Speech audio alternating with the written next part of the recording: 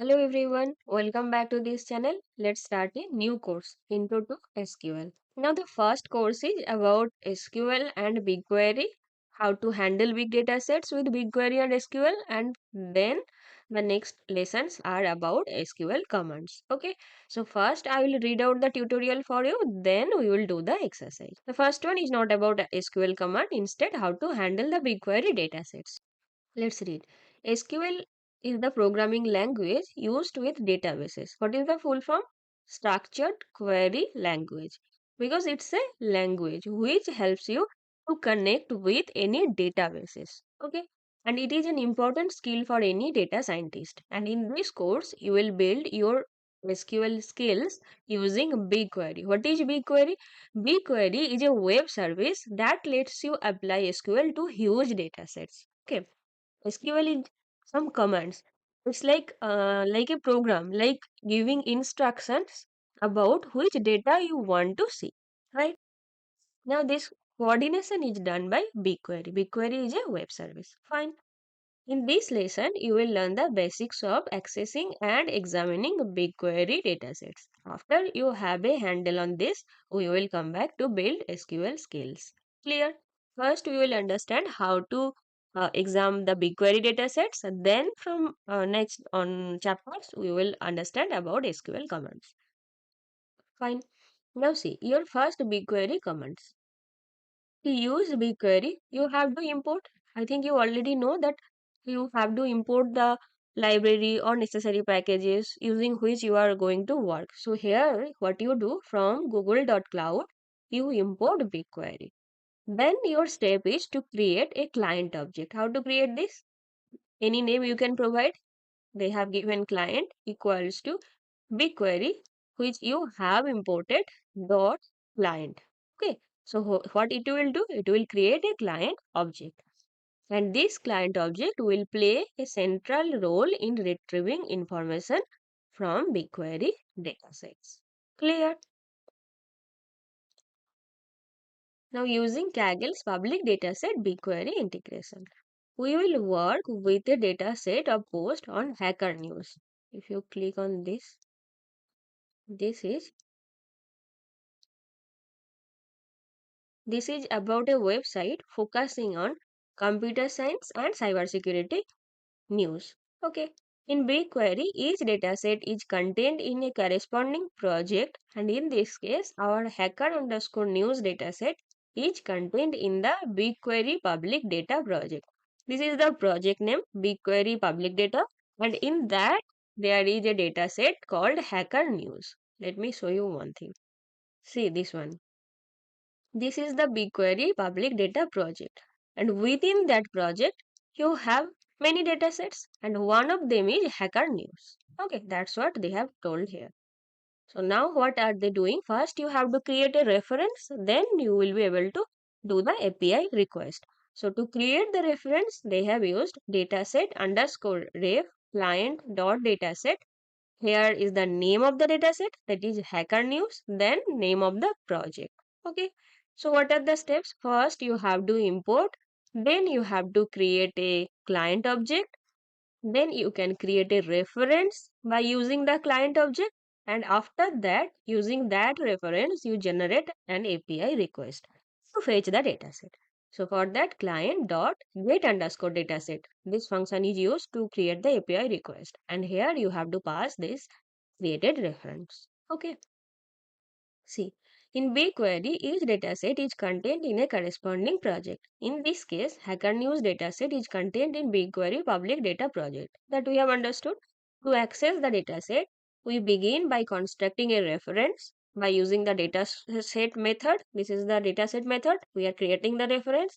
Dataset underscore ref is the name. Next, we use get underscore dataset method. This one, along with the reference we have just constructed, fetch the dataset. That's how you connect with the BigQuery. Okay. Now every dataset is a collection of tables. What is dataset?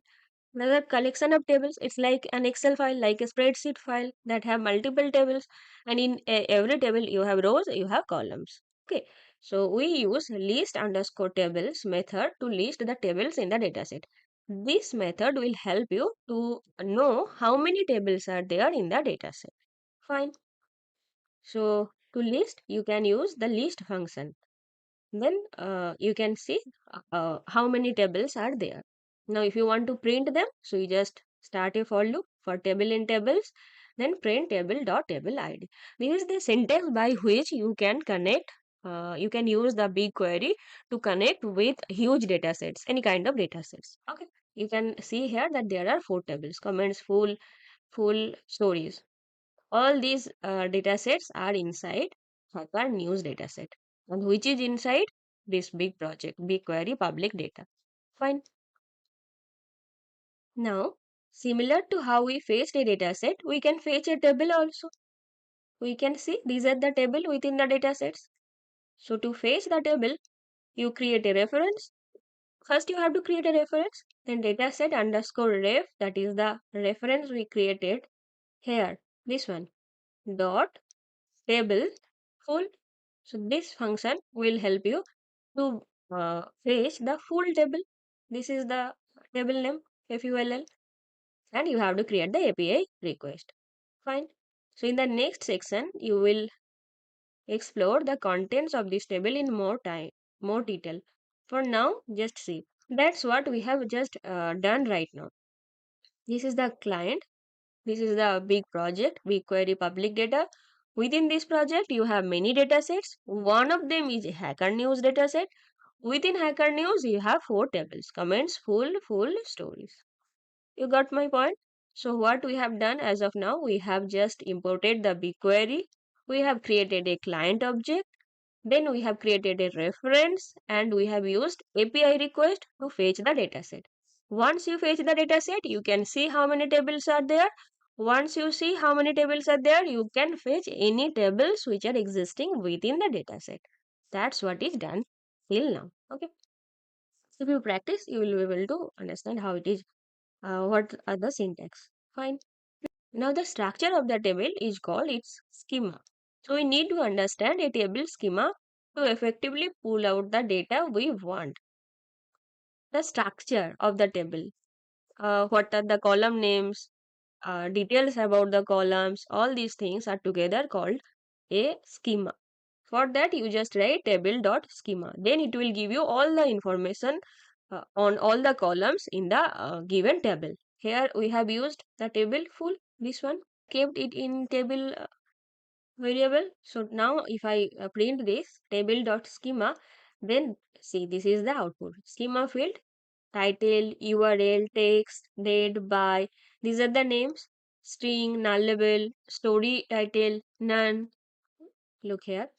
Each schema field tells us about a specific column. Okay. The first one is name of the column. See, this is the name of the column, deleted. Next one is field type. What kind of data type it is? You know, data type are maybe integer, maybe float, maybe boolean. So this is a type of data for this particular column. Now, what is the mode of the column? Nullable. Nullable means you can keep null values. Okay. And next is description. The description of the data in a column. This is the structure. This is known as schema. Okay. So, schema field tells us about a particular column, about a specific column, or we can say that about a field.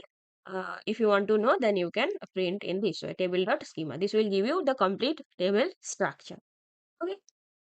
So via BigQuery, we have connected with the project, then we have connected with the database, datasets, then we have connected with the tables inside the dataset. Now I am printing the structure of the table, that is the schema of the table. Fine. Once you get the table, then only you can work with on the table by using different kind of SQL commands. Okay.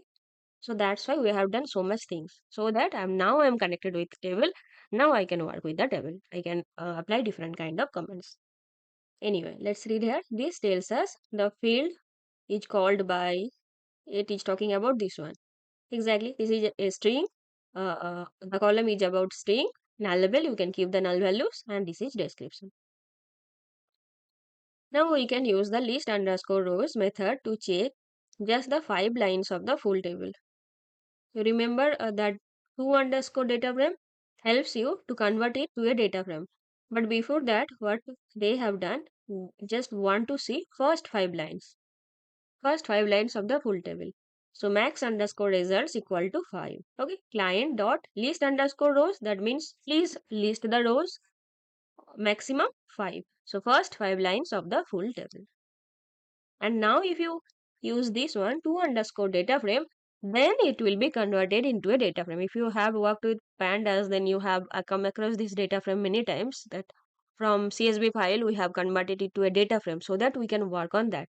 So same here, first they have listed the rows, first 5 rows, then it has been converted to a data frame. Okay. Now sometimes databases have outdated description, so it's good to check.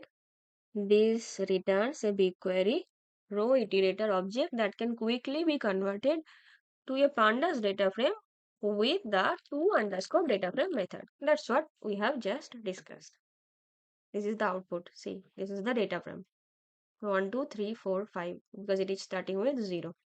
Now the list underscore rows method will also let us look at just the information in the specific column. If you want to know about any specific column, suppose you want only these 5 values, okay, not the complete data frame, so that also you can do. For that you have to use client.list underscore rows table selected field equal to table.schema. In title column will be printed, okay, all the rows but only one column, so the output will be this one, 0 1 2 3 4, title none, and max result equal to 5 because you want 5. Okay, and now you convert it into a data frame by giving to underscore data frame. Clear? Disclaimer, nothing important. Then you can practice whatever you have learned yet. Okay, so whatever the things you have learned as of now, what is BigQuery, how to connect it with large data sets, how to create the reference, how to create the API, then how to connect it with the project, then how to fetch the data set from the project, then how to fetch any table from the data set, and after that how you can take some rows from the data set and can convert it into the data frame. These things you have learned. Now let's do the exercise. First you have to run this to set up for their exercise. You just have to do it. Okay, now we can see here from google.cloud import BigQuery. BigQuery imported. First, you have to create the client object, client equal to BigQuery.client. Now they have connected to a dataset named Chicago Crime. So client.dataset, name of the dataset is Chicago Crime, project is in BigQuery public data, different dataset. We used some other dataset, but here Chicago Crime is the dataset. You have to create the API request, so you write client.get dataset underscore ref. Fine, let me run this. Using Kaggle's public dataset BigQuery integration. Okay, now exercises. Count tables in the dataset. Like see here, how many tables we had. Let me show you. 4 tables. Okay, how we listed this? By using this one. List client.list tables dataset.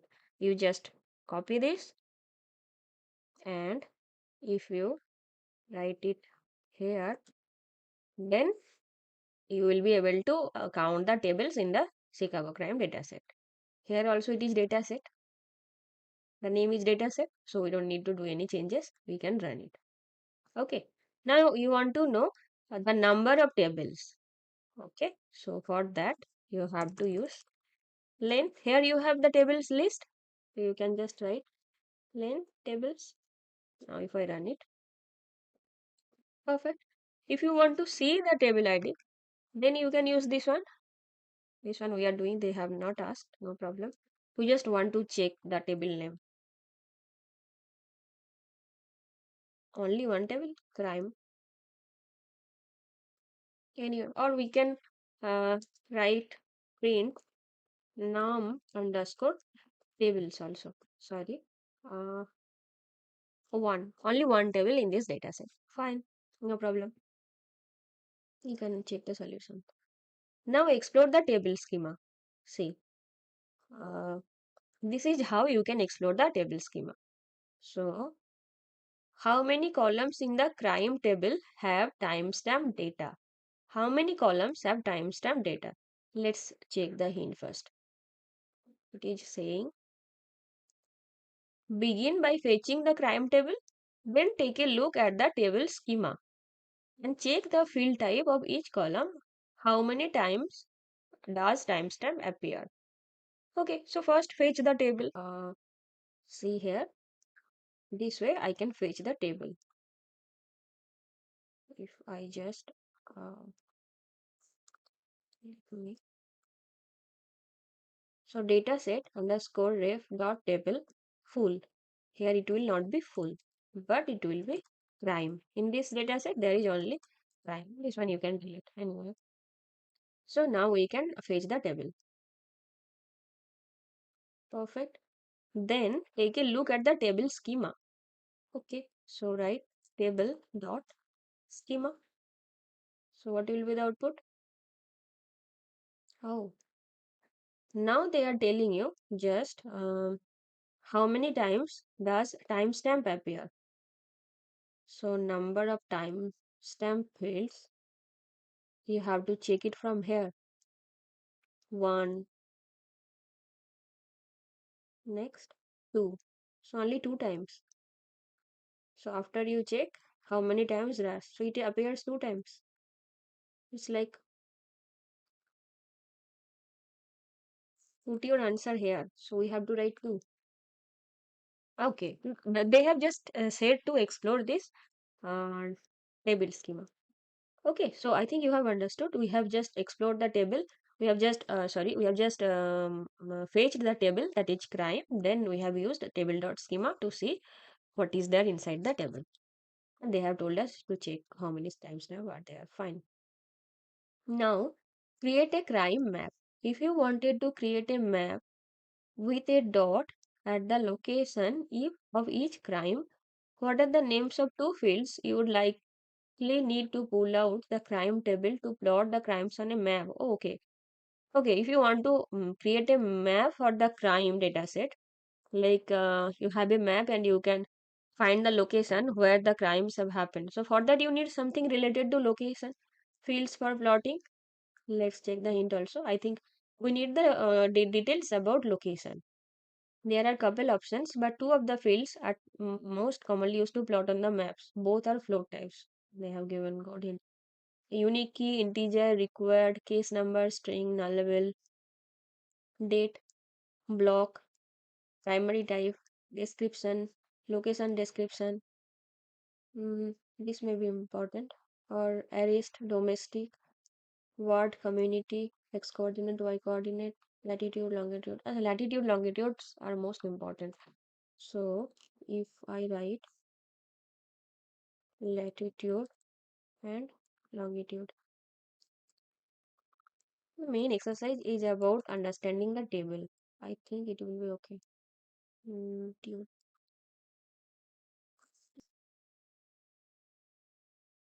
Okay, let's check the solution. If I run it, that is what is written for plotting. Oh, I'm really sorry. These things you have to keep inside quotation. These are the names. Okay, fine. So keep going.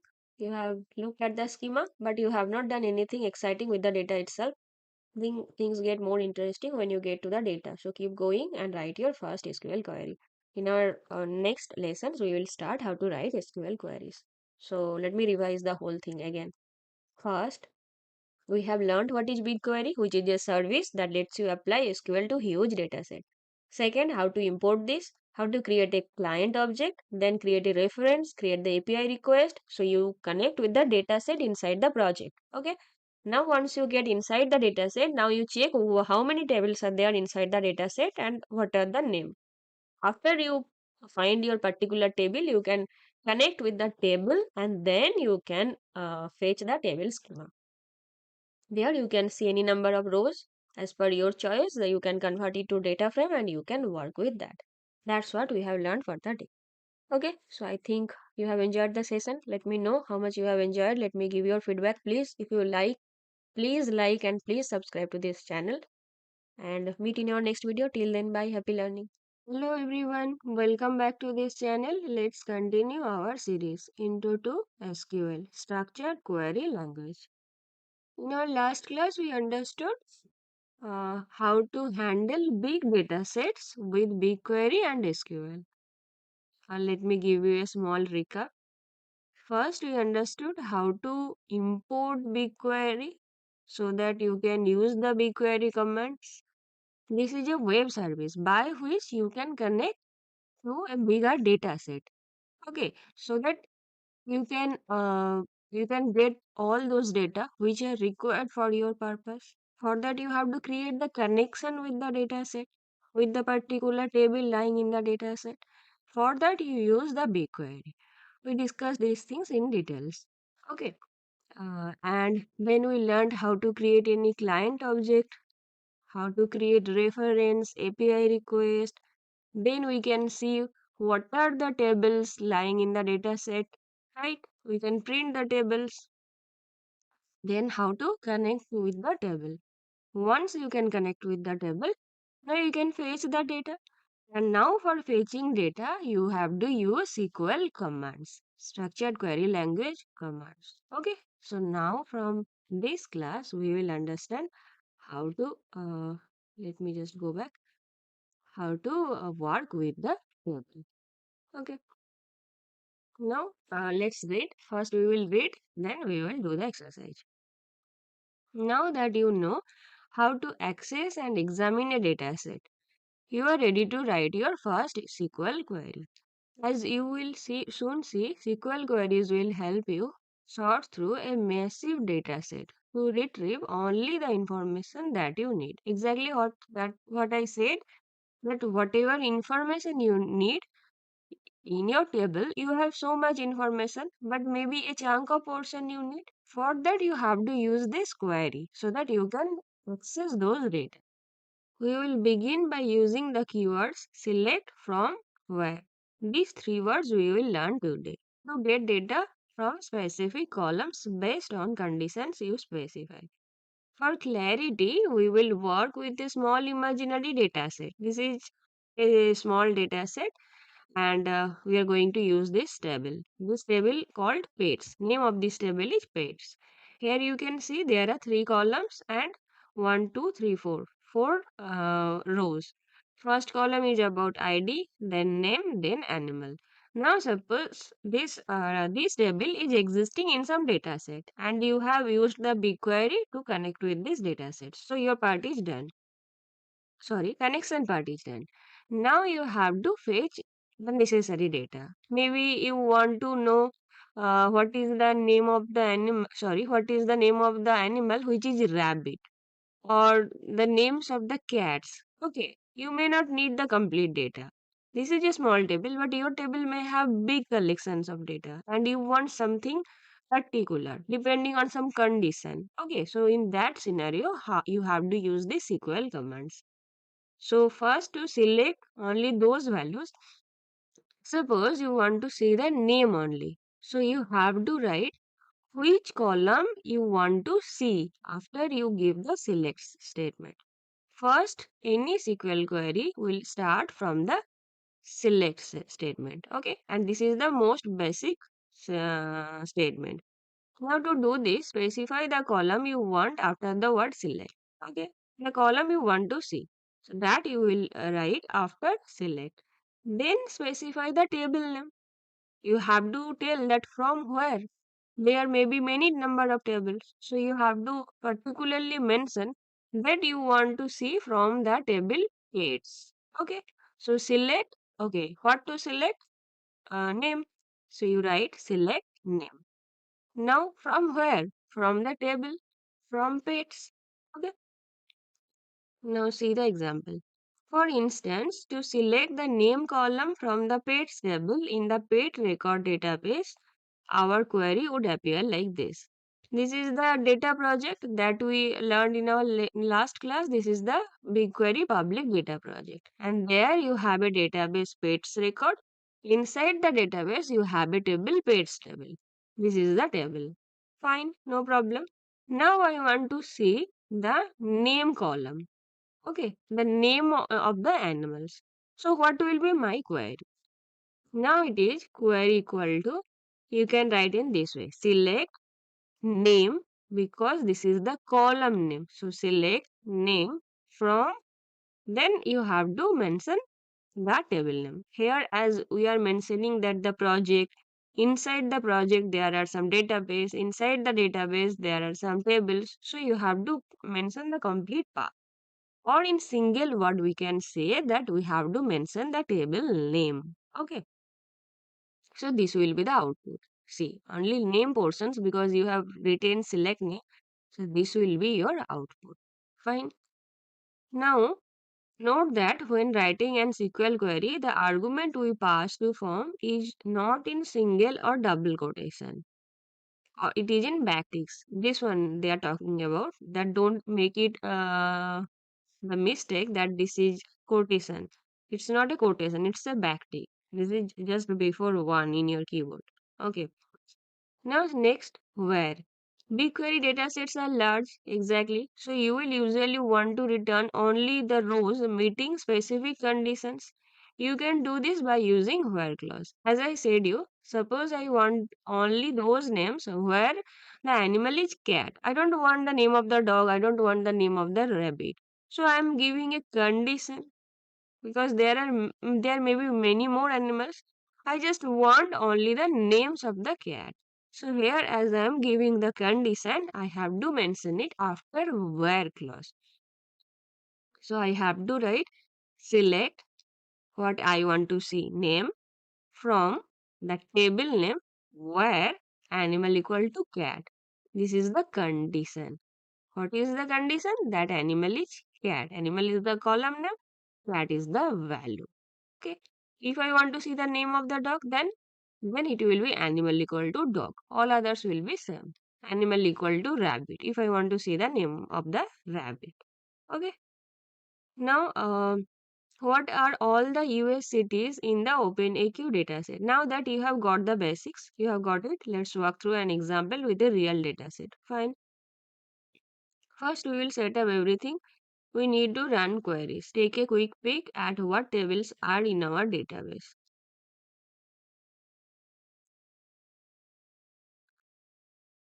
Let's revise the complete thing we learned in our last class. First, you have to import the BigQuery, then you have to create a client object, you have to create a reference. This is the project name. Now you have to create a API request. You can see now all the tables in the dataset. Okay. So, see, these are the table names. Okay. Now, this dataset contains only one table called global air quality. Uh, Okay, now you can print all the table names. There is only one table, global air quality. Okay, so it contains only one table. We will fetch the table and take a peek at the first few rows to see what sort of data it contains. Let's click it again. So, to preview the first 5 lines of the table. So first 5 lines, if you see, then you will have a sort of idea about what the table has. So for that, you can write in this way, list underscore rows. This function will list the rows, table, comma, table means this one. You are talking about global air quality table. Max result equal to 5. So you want to see first 5 rows. Okay, and then you write to underscore data frame. What does it mean? You can say now it will be converted into a data frame. Okay, see. So you can say that there is a location, city, country, pollutant, value, timestamp, unit, source name, latitude. This is your table. Fine. Now everything looks good. So let's put together a query. Say we want to select all the values from the city column that are in rows where the country column is US, United States. That means select. See here, you can see the keyword select all the values from the city column. So you want to select this one. Fine. That are in rows where they are providing you a condition where the country column is US. Okay. So they have told you that select all the values from the city. So you have to use select city. This one you want to see. Then they are providing you a condition. What is the condition? Country is US. So the condition where country equals to US. And from you have to give the table name. So the query is select city from, this is the table name. Whatever your table name is, you have to provide the name within the backticks where country equal to US. This is the condition. Okay. Why US is in single quotation? Because it is a string. So that's not a question. Fine, you understand. So select is the keyword to show the names you want to see. To select the items you want to see from, then table name, you have to give the condition. After where. Fine. Uh, okay. Submitting the query to the dataset. Now, we are ready to use this query to get information from the dataset. As in the previous tutorial, we understood that you have written the query. Now, suppose if you want to submit the query so that you get the data, for that you have to connect it by using client object, and then you can pass this query in this way. Once you have created the client object, you have to write client dot query and then send this value. This is what we have written here. Okay, so this one, that is the value of this one, will be passed on here. Okay, so now it will store the result. Whatever the result is, it will be stored here. Fine. Once it is stored, you have to convert it to the data frame, pandas data frame. So you convert it, then you can simply print it. Now we have got a pandas data frame called US underscore cities, which we can use like any other data frame. Now this is a data frame. For you, this is a data frame. So you can do anything on the data frame. Like they have shown you what 5 cities have most measurements. Value counts function. This function used to count for the value. Now as it is a data frame, so you can apply the value count function for that. Anything, any function which you can apply on a data frame, now you can apply on US underscore cities. Okay. So once you get the data from the data set and you have converted into a data frame, now it is a data frame. Now you can use it for doing any kind of research. That's what they wanted to say here. Okay, fine. Now more number of queries. Suppose you want to select multiple columns. Then what you have to do? You just have to write all the column names giving a comma. But all others are same. If you want to select all the columns, then you have to use star. That means every column of the table will be printed where the condition is matched. Fine. Now here and one more thing is that here you can see that these are in capital letter, but it is not a mandatory. Okay, this is for readability. You can easily see that after select you are giving the column names. After from you are giving the table name. After where you are giving the condition. So it's for readability, but it doesn't mean that you have to write it in capital. Nothing like that. And these quotations, this means that here everything inside this is a string. That is why you provide the quotation. That's what they have said. That everything inside them is a single string. Even though we have line breaks, these line breaks are not necessary, but they make it easier to read your query. If you want, you can write all of them in a single line. Select star from where in a single line you can write. Okay, that space but is not mandatory. This is good for readability. Next, they have said no SQL does not care about capitalization. However, it's customary to capitalize command and it makes your queries a bit easier to read. We have discussed. Here, nothing to read. Now they have given you a query. Let's do it by yourself. Query to get the score column. You can understand you have to select the score column from every row. Okay. Where the type, they are providing a condition where the type column has value job. So where type equals to job. What to do there? We have to select score. Okay, so select score from where? And these things are in caps, not mandatory. The table name is in backticks and the condition is in uh, this format. Okay, and all of them will be written in this single quotation, but you can write them in a single line. Just like treat them in a single line. Okay. For your better readability, we have given the spaces. Fine. Now you can connect and add them. This is fine. Uh, this is also okay. These are just BigQuery commands. Now try your new skills. First, as usual, to set up the this one. Fine. Now let's run this first. First, import BigQuery, create client object, connect with dataset, then connect with the table, then create API request, preview the first 5 lines and convert it to a data frame. Everything is done. This is the table about location, city, country, pollutant, value, timestamp, unit, source name, latitude, longitude, averaged, and location geometry. Once you get familiarized, then you can do the exercise well. Which country has reported pollution levels in units of ppm? In the code cell below, set first query to an SQL query. So unit equal to ppm and you have to select the country name. So they have given for your easy usage. Okay, let's first copy this, paste it here, and we want to see country. Okay, from this data set where condition is different. What is the condition here? Unit equals to ppm. So select all those country where the unit is equal to ppm. Let's run this.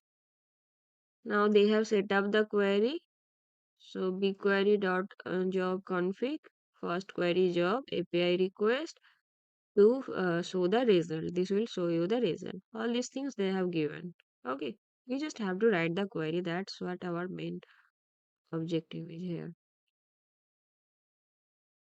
Okay, so here every unit is in this way, but there are some countries which have given in units of ppm. So I just want to see their names. This is AR. You got the right countries. Some countries showed up many times in the result. To get each country only once, you can write select distinct country. See, here you can see that as the entry is more than once, that's why the output is also more than once. But if I write, this is also a keyword. If you write this one, then you can see the changes in the output. See now ARILTWCOEC. Okay. As AR was coming 5 times and I just wanted to see the first few rows like this few rows. For that it was AR all the time. Now as I have selected distinct, so every time the names are different. All these countries have given units in ppm. Okay. So our main focus is that understanding this one. Select country name, column name from where you want to get the data, then where condition. Okay. And distinct is just for taking the distinct values. Okay. Now, high air quality. Question is which pollution levels were reported to be exactly zero? Set zero pollution query to select all columns of the rows where the value column is zero. Okay, now set this to a pandas data frame to containing the query result. Fine. I think second part also you have to do. Okay, fine. Now let's delete this one. Okay, so now you have to write select all columns. All columns you have to select star. Fine. Next from the table name I will copy this.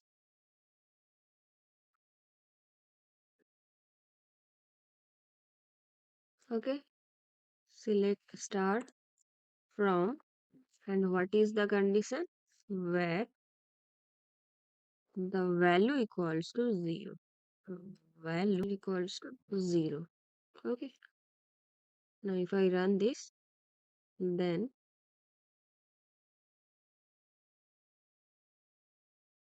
okay, the error is you have to run this one also.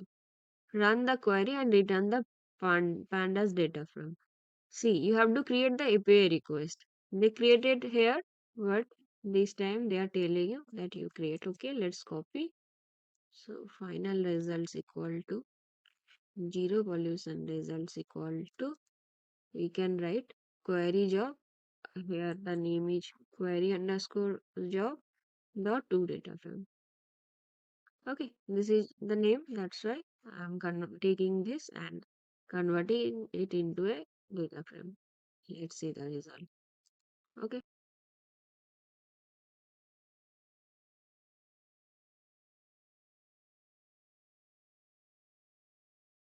Okay, fine. Let's see. We have got the result. You can see that all the columns where pollution levels are exactly zero. See, there the pollution levels are zero. So, location, city, country, pollutant, value, timestamp, unit, source name, latitude, longitude, as you have given star. That's why this is the output. Okay, if you want to know the city only, suppose, or if you want multiple columns like city and country. Now, if I run it, then only those two columns will appear. Okay, so simple. Here, just condition is value equal to 0. So, we have got it. Now, maybe it will be show as incorrect, but you can see that this is the output. That's what we wanted to see. Now the query was not too complicated and it got the data you want. But these select queries don't organizing data in a way that answers most interesting questions. For that, we will need group by command. If you know how to use this, is similar. I think you know how to use in pandas. If you don't know, no worries. We will read line by line. So BigQuery works quickly for far larger dataset, and that's next. Okay, so next we are going to learn about group by command. So what we have learned as of now, we have learned what is BigQuery, how to connect it with any database, then how to fetch the data. Now for fetching, we have learned some SQL commands. And what are the keywords we have learned for now? Select, from, where. Select is for selecting, from is from which table, where you provide a condition. If you want to take multiple columns, then you have to write the columns name separating by comma, right? And if you want to see all the columns, then you have to give star, exactly. And if you want to see distinct column names, then you have to write the distinct keyword. Okay, so select, from, where, how to select multiple columns, and distinct keywords. All these things we have learned as of now. In the next class, we will learn how to use group by commands. Okay, so meet in our next video. Till then, bye, happy learning. Hello everyone, welcome back to this channel. Let's continue our series Intro to SQL. Okay, as of now we have understood how to import BigQuery and how to connect with big data sets, right? Then we understood some SQL keywords, select, from, query, and we did some SQL commands to fetch data from any particular database. Okay, now today we are going to understand these keywords, group by, having, and count. First read the tutorial, then we will do the exercise. Okay. Now, group by, having, and count. Introduction. Now you can select raw data that you are ready to learn how to group your data and count things within those groups. You have fetched the data. Now suppose you want to create a group on them, or you want to count how many cat is existing, how many rabbits are there. Like this, you can count things. You can group the things. So for that you need these keywords. Okay. Suppose your question is how many of each kind of fruit has our store sold? How many apples, how many oranges? So for that you have to count how many species of animal has the weight of is stated. So you have to count the species of animal. Okay. So now to do this, you will learn about these three new techniques. Group by, having, count.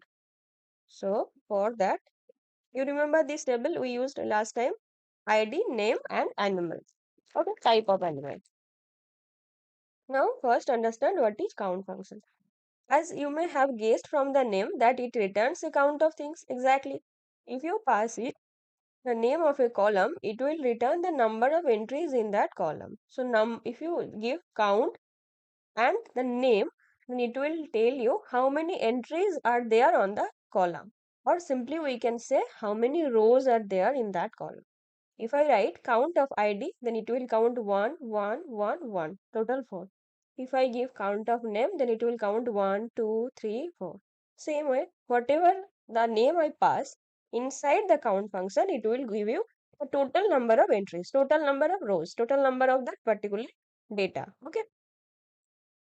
Now suppose if we select count of the ID column, then it will return 4.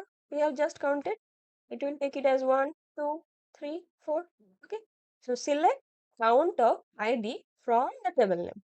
Select from, you remember, select only those columns which you want to see and from the table name. Okay. Now count is an example of an aggregate function which takes many values and returns one. It is taking many values because all the values are taking, but it is giving output as only one value, that is total number of count. That's why they are told as aggregate function. Takes many values, returns one. Other examples of functions include sum, average, mean, max. You can sum them. You can find the maximum. You can find the minimum. You can calculate the average. All these things will take many values, right? But will give you one single value. You try any of the functions, max will give you one number, mean will give you one number, same for average, same for sum. So that's why they are known as aggregate function. So what is an aggregate function? Which takes many values and returns one. What are the examples? Count, sum, average, mean, max. Okay. Now as you will notice in the picture above, aggregate function introduce strange column names. See the output. From where did it get the output? Because whenever you apply something on aggregate, it automatically gives you this kind of column names. But we can change this type of column names to something else. Like you can give your own name, you can give some nickname, some unique name as per your wish. Okay, for this aggregate function. So for that we will use one keyword called as, but that we will discuss later. Fine. Next topic is group by. So group by takes the name of one or more columns and treats all rows with the same value in that column as a single group.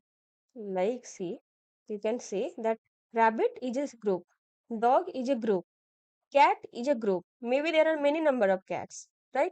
But it will come under one single group. Fine. Let's see the example.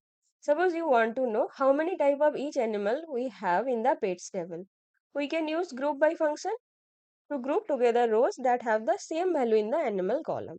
So by using the animal column, we can group. For that, we have to write, select which one you want to see from the table name, group by animal. So you are grouping by animal. So you are grouping by this one. So what happens? Let me draw it for you. Here it will be rabbit. Sorry for this. Next, next one group will be created for dog. Next, cat. So again one group will be created for cat. This way every animal will be grouped. Okay. If there are more than one rabbit, whatever the number, 3, 4, but it will come under one group. Okay. Like rabbit, there will be all these three names. Like here, this is Harris. So the name will be Harris. Okay. This is how SQL query is executed. So dog here means the name is Moon. Fine. Name of cat, replay and top. So this will come under same group, replay and tom. Okay. So this is how it is grouped because you have grouped by animals. This is a group, this is a group, this is a group. Now when you write, select animal and count ID. These are the column you want to see. So animal means the animal column will be selected, this one. So it will be printed, sorry. So it will be printed. Fine. Next is you are giving ID, count of ID. So here you can see that count for this one is 1. So count will be 1. Count for this one is 1. Count for this one is 2. So it will be okay. So now what will be the output? Now your output will be animal and count ID. This is animal, this one is animal, this one is count ID. Okay. So you can see animal, count ID.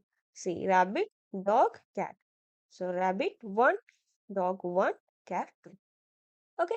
So you understand how it is executed. And order of execution I will tell you after the next example. Fine, you understand what group by does here. Okay. Now when you are using the having keyword with the group by, then you impose a condition. Okay, you are adding a condition. Like suppose the query is I want to include only those animals which are appearing more than once. That means they have more than one ID in them. So more than one ID which animal has, you can easily say that is cat. So our output will be cat. Okay.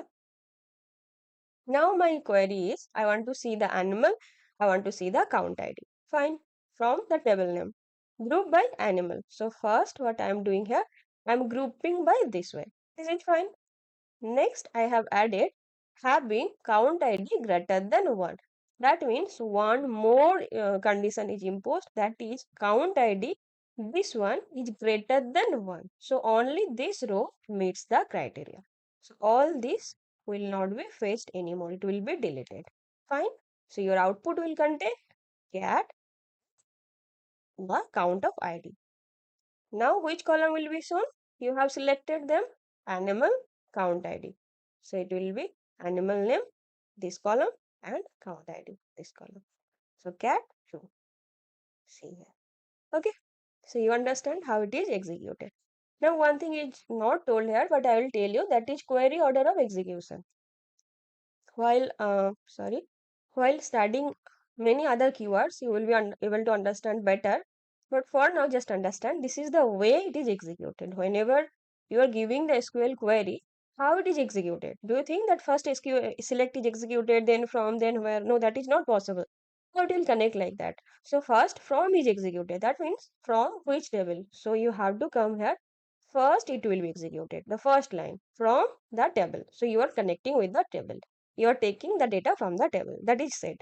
Now the second one is where. We have not given where condition, so we are not discussing right now. Next we are discussing group by. So it will go to this group by. Okay. So now it will first group by as per the animals. So the database is first selected. Now I am grouping by animals. Okay. So if I now I am grouping by this animal. So group is created, right? So sorry, I deleted the name, but names will be here. Okay, no problem. After that, having count ID greater than 1.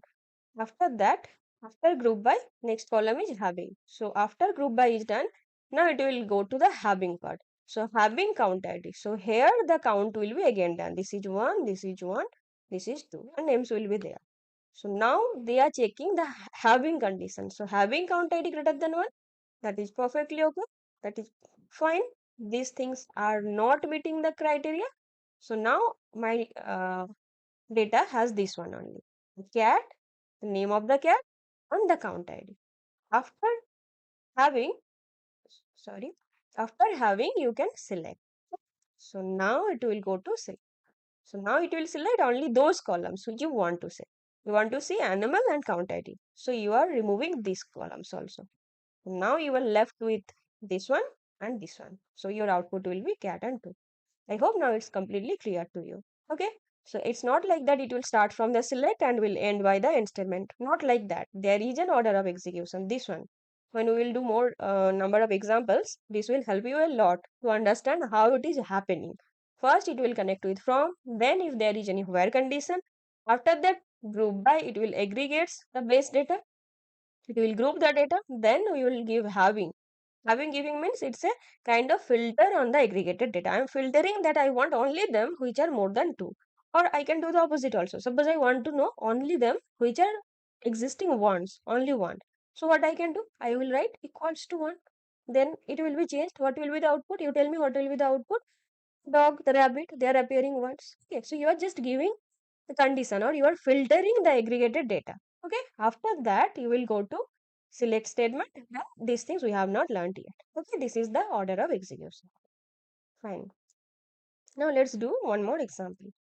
Which hacker news comments generated the most discussion?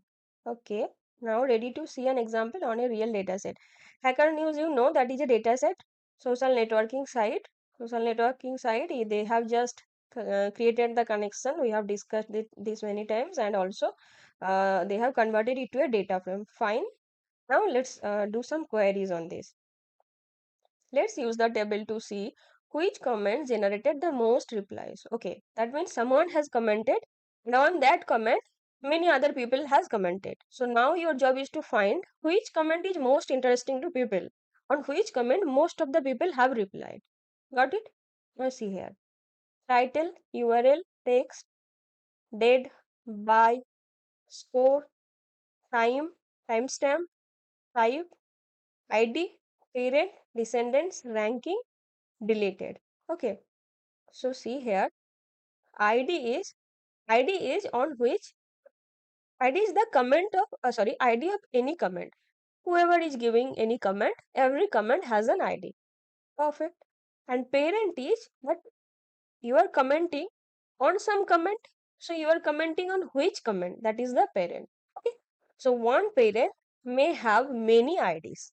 You get my point? I'm telling you again, every comment has an equal id, and every comment is against some parent comment. Okay, so any parent comment can have many IDs on that.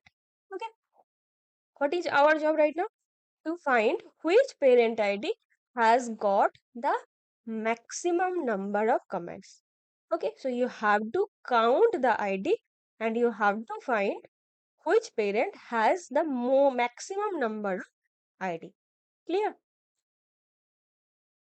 Now see, the parent column indicates the comment that was replied to. I told you, ID column has the unique ID to identify each comment. Okay. Now we can group by the parent column and count the ID column. As I said you, see, parent comma count ID. Tell me which one will be executed first. This one. From. After that, group by. Then having. Then you will select. Fine. Let's do it one by one. We can group by the parent column. First, you have to group by parent column because there are some parent columns and we have to find which parent column has got the maximum number of ID. So first you have to group by parent column. Okay, so you will first take this one and you will check how many are inside this parent column. How many IDs are inside this parent column. Okay, so I can't show you the drawing, but I hope you can imagine that first there will be the parent column against this, like this one. Suppose this is the parent column and against this there may be many IDs like this. Okay. Now next you take the second parent ID column, the second parent ID column, and against that column you may have many IDs. Okay. And after you write in this way, after you group by this way, you have to find which one has most number of ID. Okay. Now let's see here. So we can group by the parent column, count the ID column to figure the number of comments that were made as responses to a specific comment. Fine. Furthermore, since we are only interested in popular comments, we will look at comments with more than 10 applies. That means they are giving you some more condition. So they are filtering your aggregated data. By which? By checking whether the comments is more than 10. Okay, so the most popular comments. So you have to give a having clause, having more than 10 IDs. Okay, so the query will be like this. Select the column name you want to see from the table name. Group by, you have to group by, I said you have to group by parent. That's what you want to check. Then they are giving you a condition. So having count of ID greater than 10. And here you print the count of ID. Okay, so how it is happening? First, it will be grouped by parent, different parent ID. Under that, there will be some number of IDs of any comments. Then you check the having column, that count ID greater than 10. So you will check that which one has greater than 10. So you are again filtering the data. After that, you select the parent column, count ID column. So you will select this parent column and you will select this count of ID column. Okay, so you are counting this total number of ID you are counting. Whenever you are passing count bracket ID, that means total number of ID will be counted. So you will get here like 5 or 6 or 7. You are getting the count ID and you are doing the filtering. So if it is greater than 10, then only you are selecting. So you have parent ID and you have maybe 10 count ID, 11 count ID, 12 count ID. Okay, because they are satisfying the condition. Now you are printing, you are selecting this parent ID and this count ID. Okay, fine. They have not given the output. They have given the output. See, parent and this count ID. So this is the parent name. I told you this is the way they have grouped. So first group, this will be there. This column, sorry, this number, and inside this they have 175 ID. That means 1 2 3 4 5 6, like 175. Okay, after that they have applied the count function, so they have counted all those ID and they have found that it is 175. Then they have applied the conditions having count ID greater than 10. Yes, the condition is matched, so this data is filtered, this is filtered, this is filtered, this is filtered, this is filtered. This way they have filtered many. Okay, and then they are selecting the parent and count ID. I hope I am able to make it you clear. If not, let me know in the comment section. I will take other examples and I will explain. Okay, fine. Now it is about aliasing. I told you that suppose see the output. See it is not looking good, right? Because it can't convey which one what it is trying to say. So this name you can change by giving as column, where you are writing like this. So if you write as keyword, not column, sorry, as keyword, then you are giving any name, your ways. You can choose the name. Okay. So now the output will be like this. So they will not give you any strange number, instead it will give you this. That's what they wanted to say. Fine. Now they have given a note. Note is that it tells you how to apply aggregate function. Like count, it doesn't make sense to group by without an aggregate function. Similarly, if you have any group by clause, then all variables must be passed to either a group by command or an aggregate function. Consider the query below. There are two variables, parent ID. Parent was passed to group by command and ID was passed to an aggregate function. And this query won't work because the author column is not passed to an aggregate function or a group by clause. For the next one. Oh, that means you're fetching the data that must be either in group by column or maybe in count column. Here ID column is inside the count and parent is inside the group by column. Fine. Suppose you give one called author. Just see this one. This is the author name given by. Now if we try to print this, see this one. If you try to print this, how will it print? Because you can imagine here in the parent, you have so many IDs. So which author you will print here? So that's why either you have to pass it to group by command or you have to pass it to ID. So you have to make sure that whatever you are providing after select, that is either using for group by or it is using for um, the count column. Okay.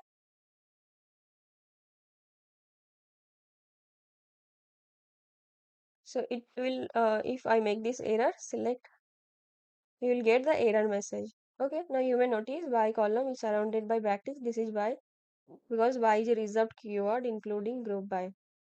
In BigQuery, reserved keyword used as identifier must be quoted in backticks to avoid an error. This is because this is a reserved keyword, so that's why it must be given as a in the backticks. Okay, you can see it is also given inside the backticks. Fine. Now let's do the coding exercise. See, queries with group by can be powerful. So first do the setup. After that, this is just to import the BigQuery. Okay, this is the table name. Now, prolific commenters. Hacker News would like to send hours to everyone who has written more than 10,000 posts. So you have to write a query with authors more than 10,000 posts. So you have to first group by author. So you have to group by this column. Then you have to count the total ID. So total post exactly. If it is greater than 10,000, then they will get the award. Okay. So call the column name with post count num post. So we can just copy it, copy this one and paste it here. So now we have to group by, we have to group by author name. So select, we have to keep the by in backtick. So keep the backtick because it is a reserved keyword. What happened? Okay. I'll give it a name, alias name. So I can give it a author underscore name. And then count one, that is count of them, count of one or count of ID, whatever you want, you can write. See, because you are counting everything, right? Like how many they have written. So by author name and it is greater than 10. Now if I run it, let's see what is the output. Okay, you see. First it will be grouped by author name, JBR, whatever the author name is. Then under this author name, it's like first it will take first author, second author, third author, and inside the first author there will be the total number of posts. So it will be counted total number of posts. Okay, now you have given a count greater than 10. That means it will be again filtered based on number of posts greater than 10. Okay. So now you can send them awards. The column names appear to be incorrect. It has to be author. Author.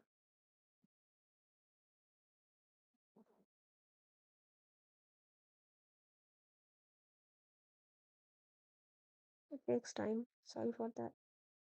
Only select authors with more than 10,000 posts.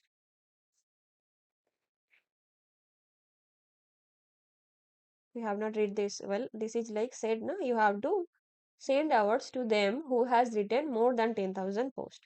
Okay, perfect. Now deleted comments. How many comments have been deleted? If a comment was deleted, the deleted column in the table will have the value true. So number of deleted posts. That is whether you have to know about this one. Okay. So total number of deleted posts. So we can write this way. Select.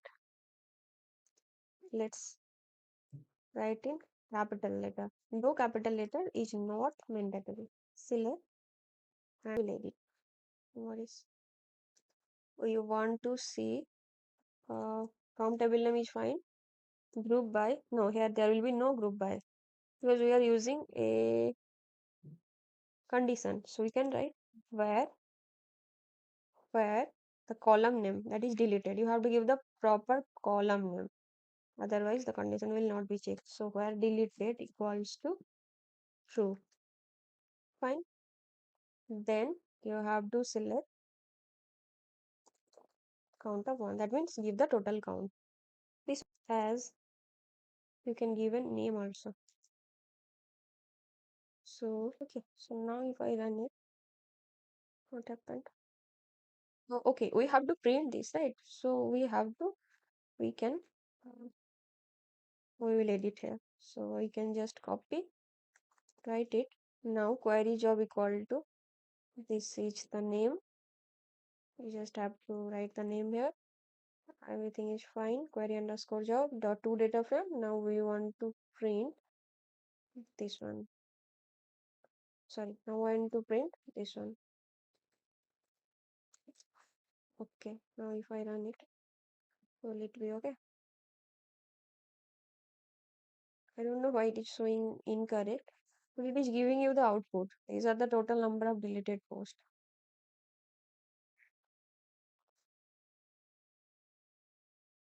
This is fine. How many comments have been deleted? If a comment was deleted, the deleted column in the table will have the value true. So that's what we have done here.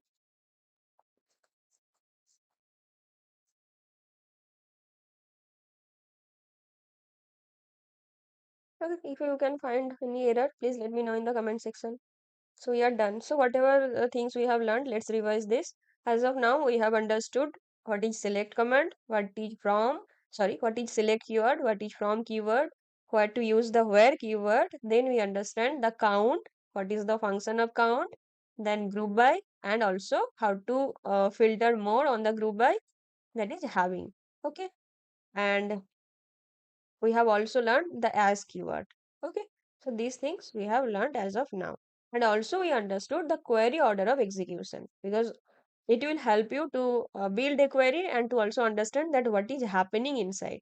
Like whenever we are giving where, what is happening, whenever we are giving group by, and how in which order the these are getting executed. Okay, so I hope you have liked the class and let me know your feedback. Let's meet on our next session. Till then, bye. Happy learning. Hey everyone, welcome back to this channel. Let's continue our series Intro to SQL. Okay, as of now, we have completed first lesson, second one, third one. Today we are going to discuss about order by clause. Okay, let's first read, then we will do the exercise. So far you have learned how to use several SQL clauses. Exactly, for instance, you know how to use select to specific columns. We have understood that how to use the select star, select name, like this way, along with where to pull rows that meet specified criteria. Exactly where we needed to put any condition, there we used where clause. You remember all these things. Also, we learned how to use count function, that is an aggregate function. Can you tell me name of some other aggregate function? We learned max, mean. These are also aggregate function. What is aggregate function? Which takes multiple input and provides you a single input. All these things we have learned, right? We have also learned how to use group by to treat multiple rows into a single group. To create a group, then you can apply count on that. After that, we also learned how to apply having to give some more conditions like this. Now you will learn how to change the order of your results using the order by clause. After you get the result, you may want them to be in a specific order, like that may be in ascending order or that may be in descending order. For that, today we are going to use order by clause, and you will explore a popular use case by applying ordering to dates. Okay, we will learn these things. Now for this, we with a slightly modified version of our familiar pits table. This one we worked before, but here they have modified a bit. Like, see, you can see that the id is not in a order. Okay, fine. It will help us to learn the order by clause. So order by is typically the last clause. See the query, first select, then from, then order by. Most of the times you may find it at the last. Okay, what it does, it sorts the results returned by the rest of the query. Whatever they have returned after that, it is used to sort, maybe in ascending order or maybe in descending order. Here you can see that ID column is not in an order 1, then 4, then 2, then 3. Now I want them to be in a particular order. So what I can do, select ID, name, animal. These are the column names. From the table name, order by ID, order by that column name. That means according to this column, please make them into an order. You can see 1, 2, 3, 4. Perfect. Now tell me, to see all the columns, what is the other way we can do? We can use select star. Okay. Suppose in your table there are so many columns, 20 columns.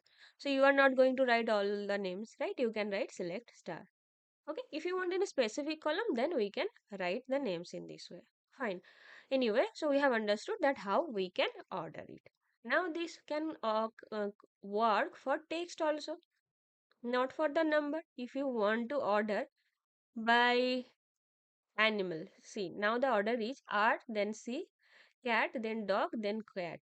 Now if I want to apply the order by on this particular column, then also it will work. How will it work? It will work alphabetically. So the first C will come, then D, sorry, first this C, then this one, then D, then R. Okay.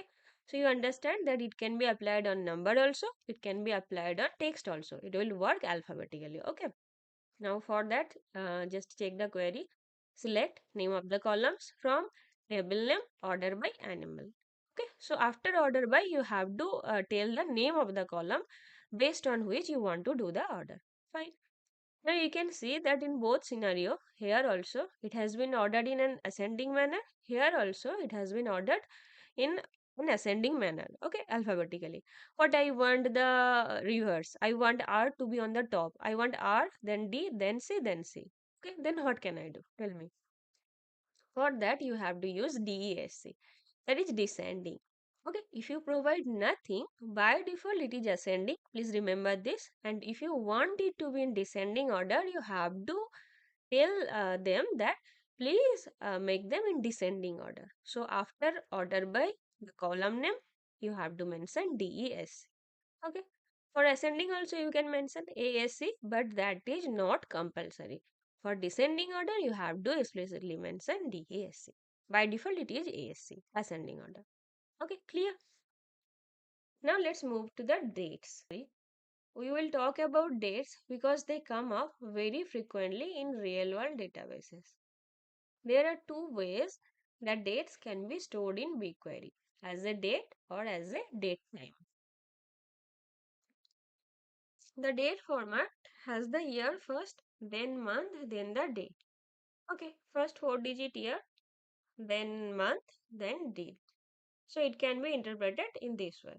But when you use date time, that means after this there will be time at the end. Okay, this is a date format, this is a time format. This is a simple thing. Now our job is to take a part from the date. For that we need extract function. Okay, so often you will want to look at a part of a date, like the year of the day. You can do this by using extract.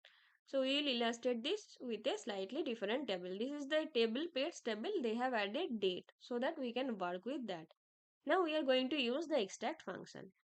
Let's say the query below returns two tables where column day contains the day corresponding to each entry in the date column from the table. Okay, just think that if I ask you uh, how many books were sold in a particular month, or I ask you how many tourists visited the museum in a particular date. Okay, what is the profit in a particular year? Like these types of questions, you have to extract the day only, the month only, or the year only. Okay, so what you need? You need a portion from the date. Okay, now suppose in this example, I just want the day from the dates, only the day.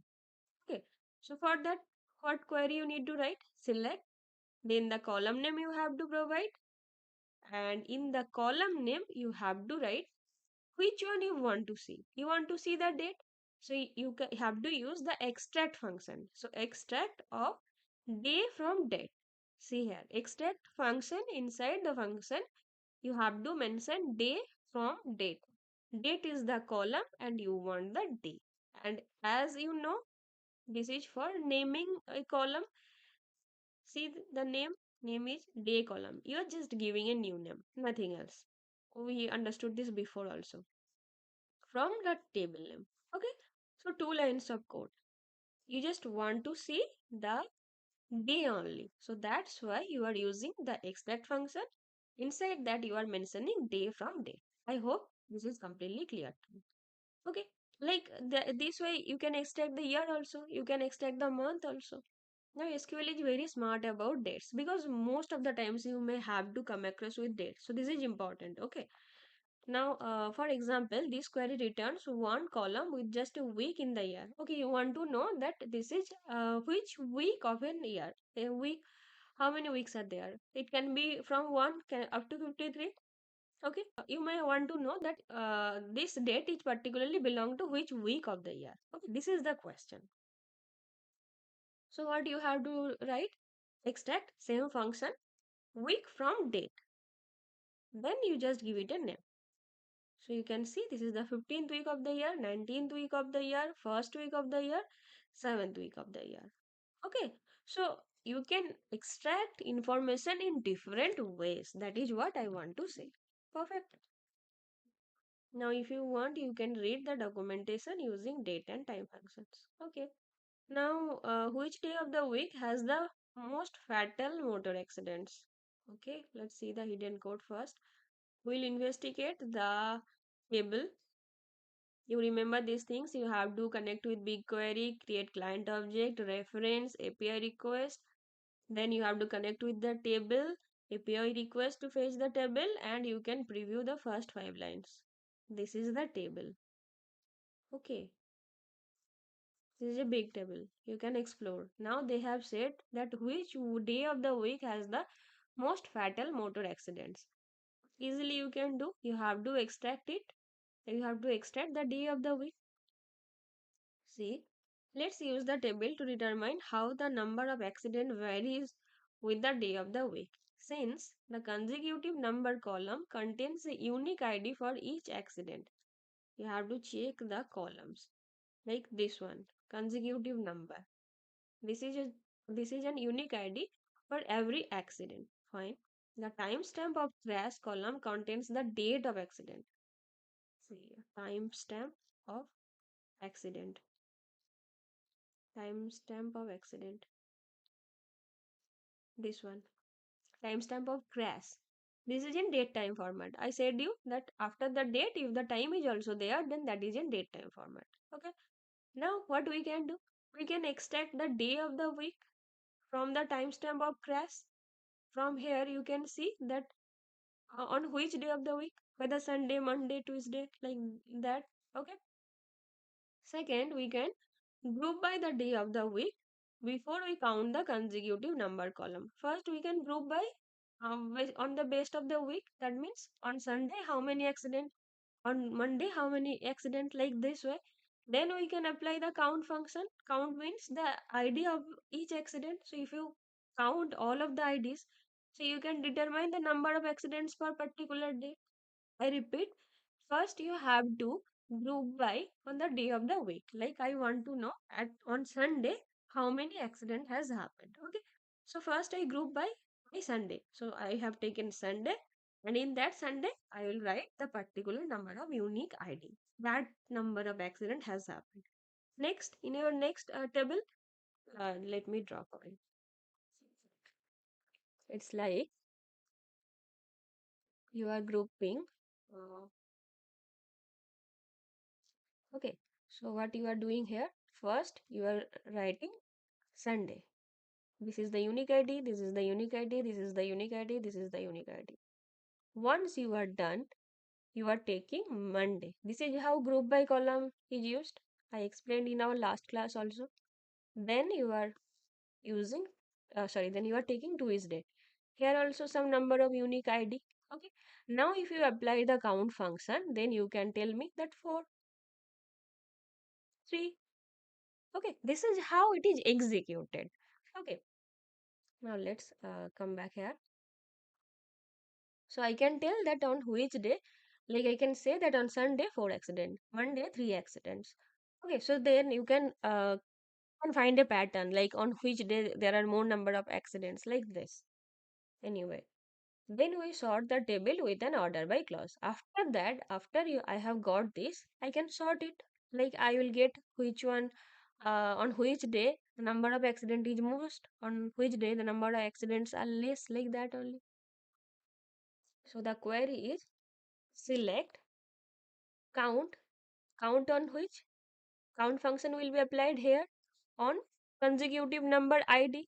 Then on that only you can apply the count. You can give a name. Fine. First, you have to extract also. You have to extract from this, and you want to extract day of week. Okay, just you have to write this one, day of week, from the column name. So you want to say that from this column, please give me the day of week, and you are giving it a name. Okay, simple. From table name, you have to mention the table name. You have to group by day of week. I'm grouping by day of week, which is extracted here. Okay, first the extraction, then you are using that for this group by column. After you get the result. Now we are here. Sunday, Monday, Tuesday. 4, 3, 3. Like this. We are here. Now what do you want to do? We want to order by. So if I want to see it on the top, the maximum number of accident, then I can use order by column name DSC. This is the column name. So order by column name means, see here, name underscore accident. That is the count function. Count on consecutive number. This column name is number of accident. So on the basis of this column, you are applying order by in descending manner. Clear? So as usual, this is the result. See, seventh day of week, number of accident. First day of the week, 5 to 9. Sixth day, fifth day, fourth day, second day, third day. So you can say that uh, when the most number of accidents appeared. Seventh day of the week, less third day of the week. Okay. So you can now can take decisions accordingly. To map the numbers column to the actual day, you might consult on the day of week function. It says it returns an integer between 1 and 7. So in 2015, most fatal motor accidents in the US occurred on Sunday and Saturday. Yeah, on the Saturday and Sunday. First Sunday of the week, 7th Saturday. And most uh, fatal motor accident occurred on Sunday and Saturday, while the fewest happened on Tuesday. Third week, Sunday, Monday, third day of the week, Sunday, Monday, Tuesday. So the least number is on Tuesday. The maximum numbers are on Saturday and Sunday on the weekends. Okay. So this way you can analyze. Okay. So your day of the week will give you this particular day. Now let's do the exercise. So here we have just learned new thing, that is extract column for extracting from the dates and then applying order by. Order by is an easy thing to understand. Okay. So to set up we have to run this as usual, and this one is to connect with the BigQuery datasets. Okay, see, this is the table with which we have to work. Anyway, we have to do the exercise.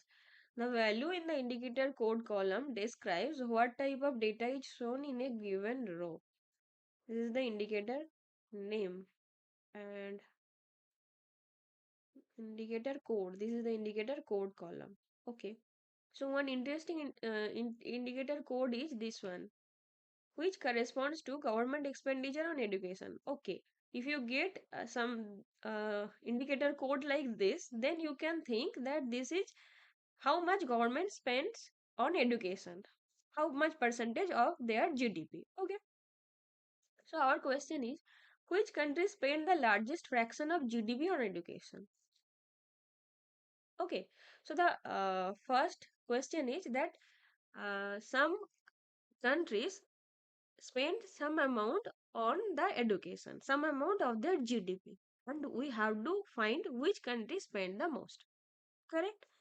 Now, if you get this code, it corresponds that government expenditure on education, not for others. Indicator code will be this one. Fine, let's read. To answer this question, consider only the rows in the dataset corresponding to indicator code. They have told you that no, you are just concerned with this only. This is a condition. You don't have to bother about any other code. And write a query that returns the average value in the value column. Okay, in the value column, you have to calculate the average. Fine. For each country in the data set, they have given one more condition, that is between 2010 to 2017, and you have to include them. Fine. So requirements is your results should have the country name rather than the country code. Okay, so I can fetch country name, not the country code. Fine, no problem. You will have one row for each country. The aggregate function average, this we know. So this is the name they are telling you to provide for the column created by aggregation. So we have to use this after as keyword, right? Next, order the results so that the largest fraction comes on the first. Okay, so order by DSA. Simple.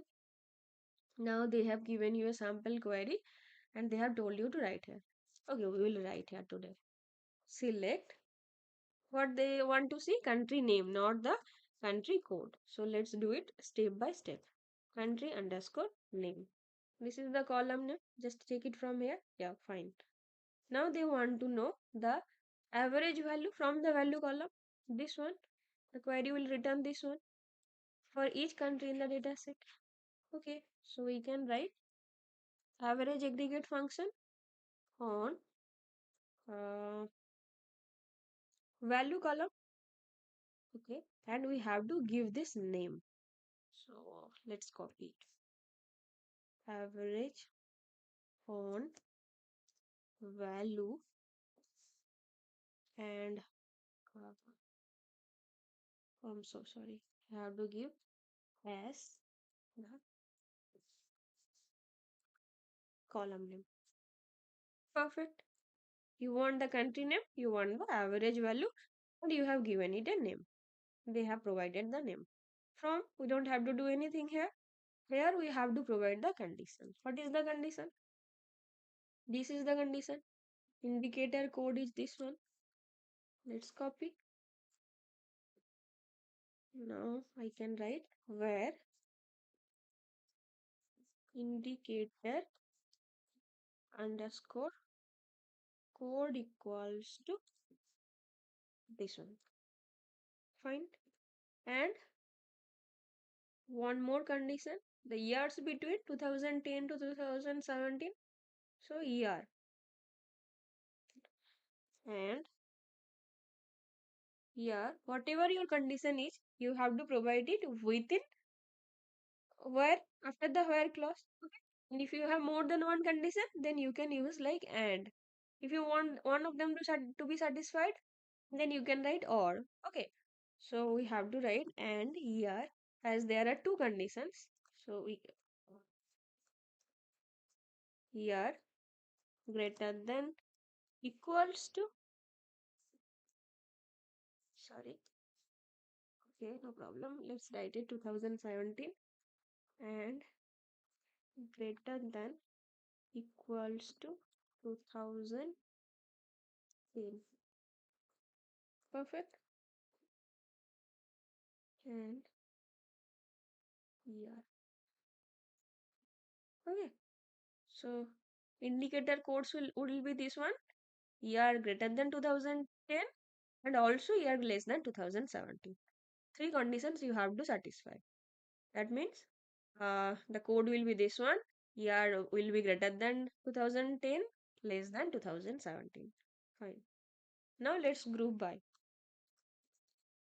We want, see here, mm, you will have one row for each country.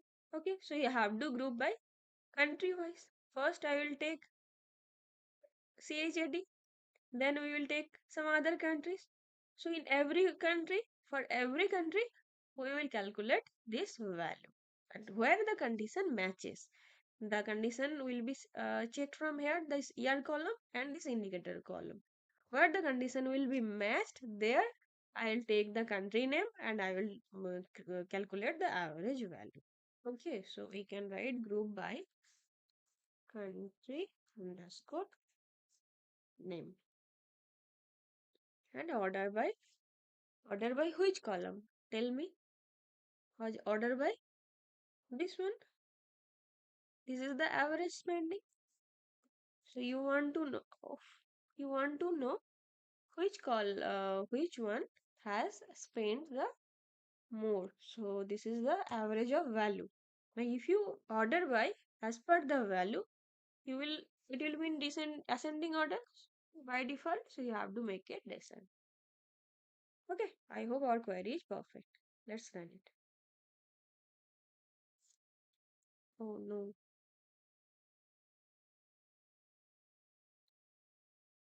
Why is that so?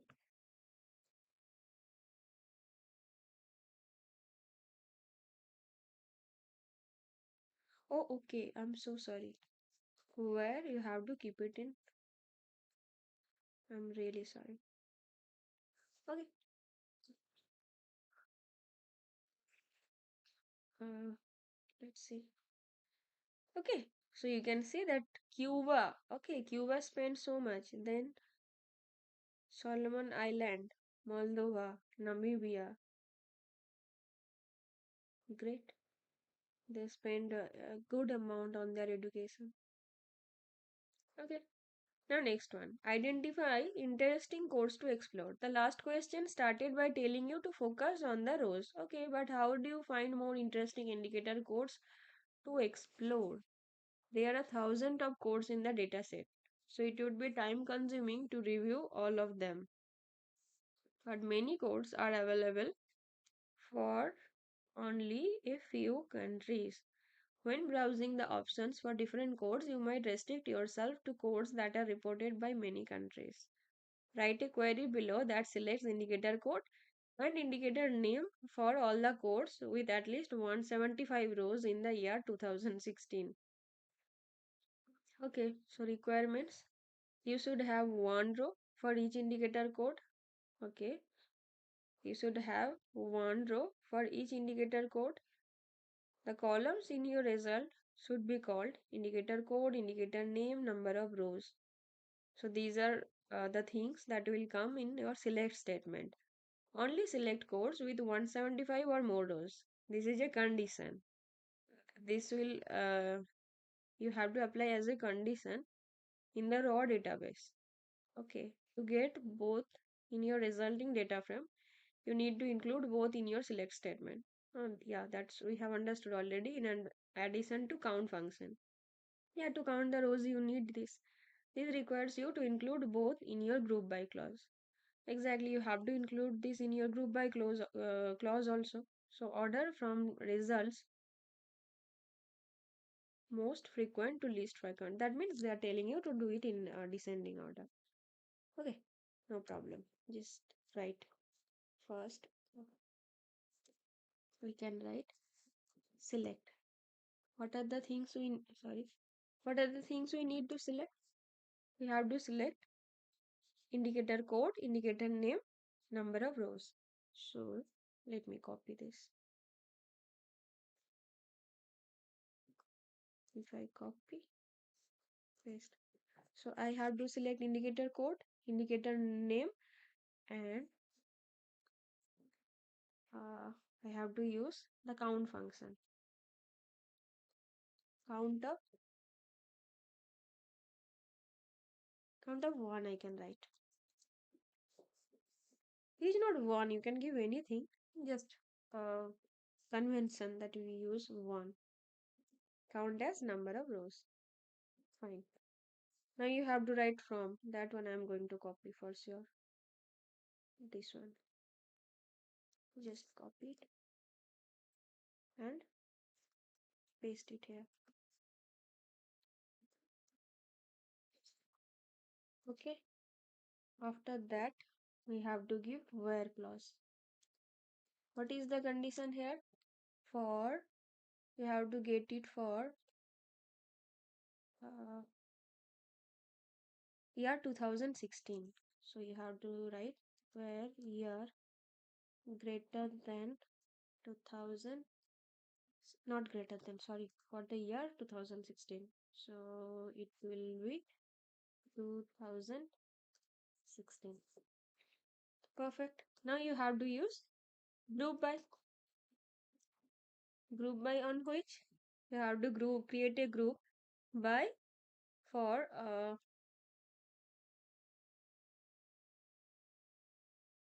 indicator code and indicator name. Depending on the indicator code and indicator name, you will group by.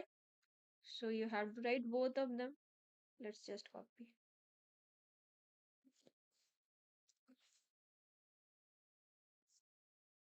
Okay. Now they have said that exactly 175 rows. So you again have to apply count function. Having count of 1 greater than equals to 175. Perfect. Next we will just do the order by. So you can write. These are not necessary you have to write in this way. You can write in single line also. Whenever you are providing this, you are treating this as a single string. I hope you remember these things. So uh, order by, order by this one. Just copy it and you can most frequent to least frequent.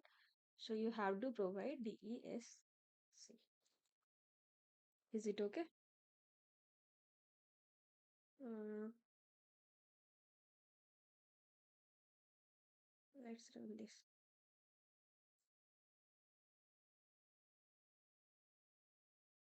Okay, so you can see that indicator code, indicator row, and number of rows. All the rows are satisfied. So our question was select the indicator code, indicator name for all the codes with at least 175 rows in the year 2016. So in the year 2016, these are see number of rows for this kind of code. This is the indicator name, indicator code and indicator name. Okay, so in this way you can see that how many different type of indicators they have. That was their aim, that they want to know that this kind of indicator how many are existing in this. So that's why they have grouped it in this way: indicator code, then indicator name, and then they have counted the number of rows, and on that they have applied the having function, like having count 1 greater than 175. After that we have just make it descending order. Okay, if you make it ascending order, then the last one will come at the first, right? I hope things are clear, but it will be more clear once you start doing many more exercises. If you want me to come with many other kind of SQL query with this setup, then let me know in the comment section. If you comment, then I will try to do it for you. Okay. Now the next one we will learn in our next class. So meet in our next class. Till then, bye. Happy learning. Hello everyone, welcome back to this channel. So let's continue our intro to SQL on kagglelearn. Okay, in our first class we understood about SQL and BigQuery. Okay, how to handle big data sets, how to create client object, how to connect API, and all these things we learned in our first class. Then we understood about select, the column names, from, the table name, where, the condition. Then we used group by to create groups, then used having to put any particular conditions, what is count, all these things we have learned. Then also we understood about order by, like ordering in increasing order or ordering in decreasing order. Okay, now we are going to understand about as and with. See, this is mainly for better readability. So with all that you have learned, SQL queries are getting pretty long, and you are going to use this to tidy up your queries and make them easier to read. Okay, fine. Now this is the pets table we have seen before also. ID of the pet table, name, animal, and now it is including the ages of the animal as well. Okay. So you learned how to use as to rename generated by your queries. This is known as aliasing. In Python, we used import pandas as pd, import matplotlib.pyplot as plt. You remember all these things? Okay. So why did we create them? So that we can use them easily. We don't have to call pandas again and again. Instead, we can simply use pd.dataframe like that. Same here in SQL also, you are using as to give it a nickname, so that you can call that particular command or table by using that nickname. That will help you when you will write bigger queries. Okay. Now let's first understand this query. We know this: select the name of the column, count ID from group by animal. How it works? Let me show you. So first it will select the animal column. This is the animal column. Count ID. So ID column will be counted from table name group by animal. So first it will create a group of the animal. So it will be animal and rabbit, dog, cat. Groups of 3 animals. Perfect. Now you are selecting animal and count ID. So you have to select count of ID. Whenever you are using group by, you have to use the aggregate function. So it will be 1, it will be 1, cat is 2. Okay. Count ID is the aggregate function. Okay. So you are selecting animal, count ID from group by animal. Okay. So this will be your output. See, animal, count ID. Okay. Now here's an example of the same query but with as. Same thing here. You are not giving a name, so it will take any name. So here if you want, you can name it as whatever the name they have as number. So they have just rename it as number. Okay, so same query, select animal, count ID from group by, same query, but here we have written as number. So you can call this column as number. See the output, animal, number. Okay, earlier it was like this. Okay. So this query is return the same info, but the column returned with a number instead of default name. Now with as. On its own, as is a convenient way to clean up the data returned by your query. It's even more powerful when used with what is known as CTE. Okay, common table expression. CTE is a table that you return with your query. CTEs are helpful of splitting your queries into readable chunks. See. You might want your pets table to ask questions about older animals. So you can start by creating CTE which contains animals more than 5 years old. No, you want to take only those animals which are more than 5 years old. Okay, so how can you write this? You have to first write this query, select id comma name from table name where a condition. This is perfect. Now what you are doing, you are giving this query a particular table name. So this is your output, this is your temporary table, and you are giving it a name, that is seniors. Okay, so the format is with with sorry with name of the table, just write the name as within bracket, this is the query, and you are ending the bracket. Okay, so this is the format. This is a common table expression, CTE. So you are creating a temporary table.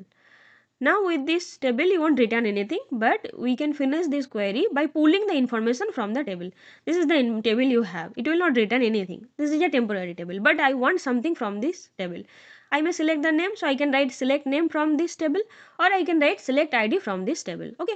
So first you have created the table, the same thing with table name as query inside the brackets. Then you are writing select ID from this table name, ID from C, seniors. This is the name of this temporary table. Or you can write select name from table. Okay. If you write ID, it will return ID. If you write name, it will return name. Okay, so right now, when you are writing the second query, you are not using that big table anymore. You are using this table as your source table, as your parent table, and you are taking columns from this one. Okay, you are applying query on this particular table. Okay, now you could do this without a CTE. What if this were the first part of a very long query, removing the CTE would make it much harder to follow. So also it's important to note that CTEs only exist inside the query where you create them, and you cannot exactly when you are creating, this is actually created, but later on it is deleted. This is a temporary table, so don't think that once you have created and you can use it in your later queries also. It's not like that. This is only for particularly one single query. Okay, now question is, how many Bitcoin transactions are made per month? So we are going to use CTE to find out how many Bitcoin transactions were made each day. How many transactions each day? Okay, and you have to use transactions table for that. So same way, import BigQuery, create client object, construct reference, create API request, and connect to the transactions table. Okay, so fetch the table. Now this is the table size, virtual size, version, log time, block hash. This is about Bitcoin transactions. Okay, fine. Since the block timestamp column contains the date of each transaction in date time format. See this column, date time. So it is in date time format. So you have to convert this into date format using the date command. Okay, so you have to convert it into date command. So now first you will create a common table, then you will write the main query from this particular temporary table. Okay, so how to create the temporary table? First, what they are doing, they are just taking dates from this block timestamp column. Okay, I just only need this one. So same, you have to write with, as inside this you have to give a name, within brackets you have to write the query. What do you want? You want date, so you have to use the date function from this timestamp. This is timestamp, you have to convert it into date format. So select date function, column name, as means you are giving a name, and from the table name. Okay, so what is happening here? Simply you are just creating a table. The name of the table is time, so the name of the table is time, temporary table. Okay, and you are creating date, so the column is date as trans date, so the column name is trans date. Now you are taking the dates like 2009 112, so it will be 2009 112, 2009 112, 2009 115. Okay, now what you are doing, now you are creating the next query. So now you have this table. So you are selecting something, as you are giving a name from the table name. See the table name here. The table name is time. Okay, so you are taking from this table. You are creating group by. Group by executes first. So you have to create groups of them. So you will write this once. Group of this date. Second group of this date. Okay, so here they will create a single group. Clear? Now once you create group, from the table name. That is done. Now you are selecting what? Count one as transactions and transdate. So transdate is selected. So you are selecting this one. You are grouping. So you have to select, and you are also selecting count. Count of this one. Count of 1. Count of 1 is traditional. That means you are counting. Okay. So this is here 2. This is here 1. So that way you are counting. And you are also renaming this. You are renaming this as transactions. Okay. So it will be transactions. Got it? So our final table is transactions and transdate. So final table is transactions, comma transdate. Here you are creating the count 1, 1, 2, 3, 4, and here the groups. Okay, so finally this is your result. Now these are big queries to create a data frame and save them. See, transaction, transdate, 3, 9, 10, group of transaction date. So you are getting how many transactions is done? One transactions or two transactions. If it has, the transaction has happened on 12, same transaction 12, again transaction 15. So you can say that in 12 there are two transactions, in 15 there are one transaction, right? Same way. So it will give you how many transactions has been done per date. So how many Bitcoin transactions is done in particular day. Okay. Now you can sort them. Order by. Order by means it will create an order. When you are giving nothing, it will be in ascending order, and if you want it to be in descending order, you know you have to write descending order. I hope the query is completely clear to you. Okay. Now since they have returned sorted, we can easily plot the raw results to show us the number of Bitcoin transaction per date. So they have plotted this. You can see it is increasing. It is in uptrend. Okay. Now do the exercise. So first let me run this. Now importing BigQuery, creating client object, creating reference, and creating API request to get the dataset. Here the dataset is about Chicago taxi trips. Okay, the project is same but the dataset is Chicago taxi trips. Okay, in this project there are many dataset, and in a particular dataset there can be multiple tables. You are curious how much slower traffic moves when the traffic volume is high. Okay, find the data. Before you can access the data, you need to find the table name with the data. Tab completion is helpful whenever you can't remember a command. Type client dot, then hit the tab key. Okay, no problem.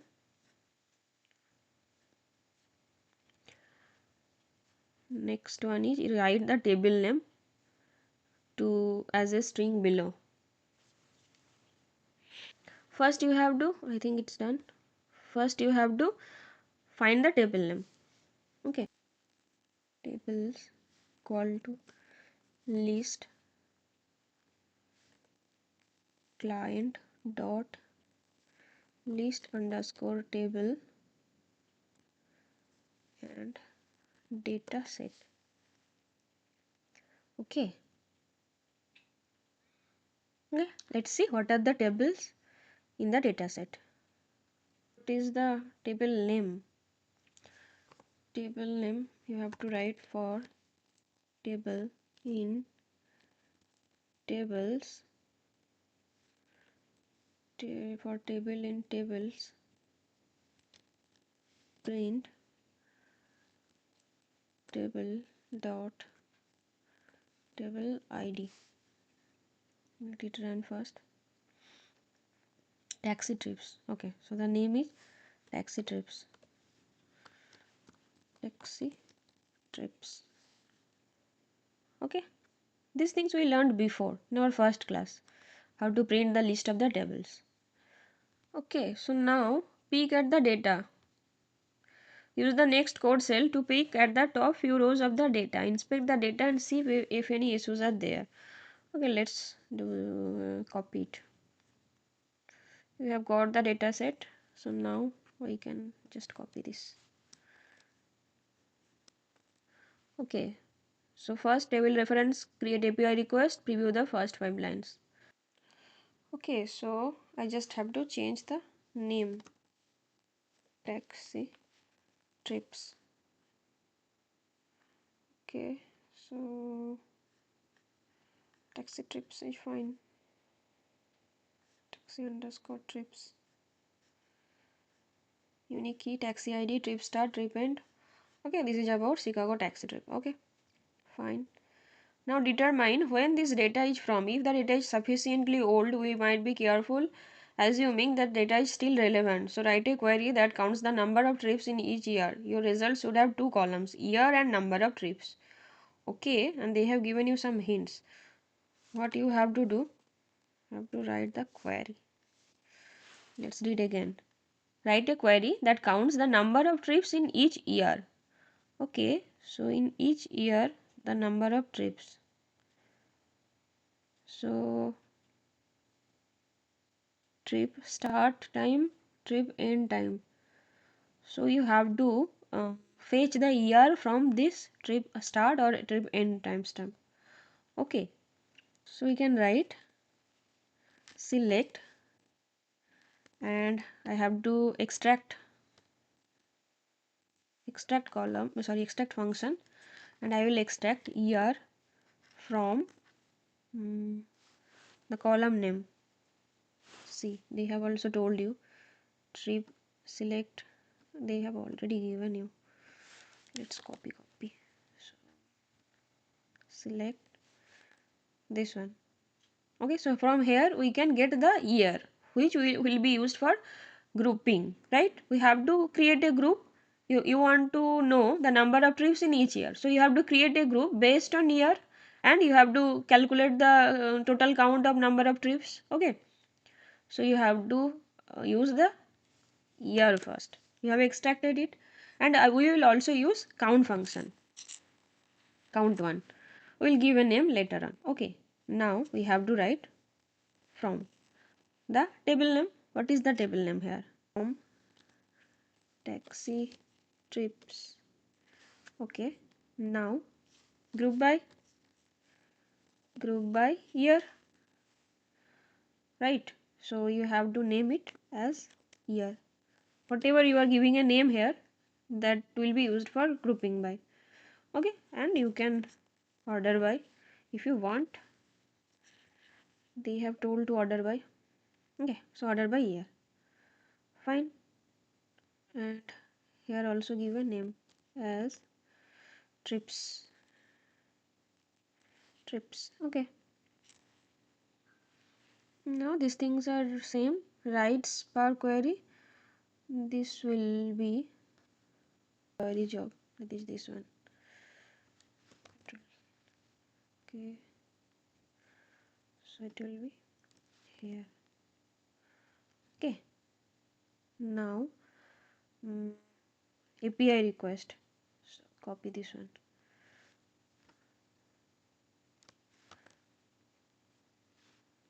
To paste, but here the job name is different. Writes per year query job, such a big name. Okay, so you have to be careful. Print writes per year result. Okay, so let it run. Error, name query with CTE is not defined. Right, this query name, so have to writes per query. Now let's run. Still error. Okay, let's see the solution. Writes per year query, select extract year as number of trips from dataset group by. Okay, my mistake. So from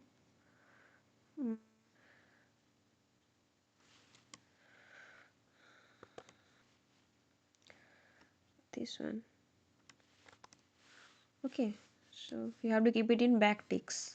Okay, keep it in mind. So let's run this. It's done. Year wise trips, so you can see 2013, 2014. Okay, reducing. Anyway, dive slightly deeper. You would like to take a closer look at writes from 2016. Copy the query you used above, enter the cell in writes per month query. Okay, so we have calculated writes per year. That is not enough.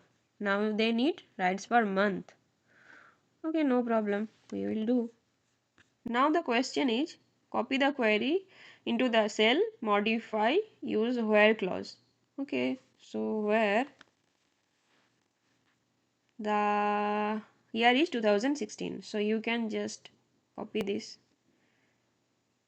one,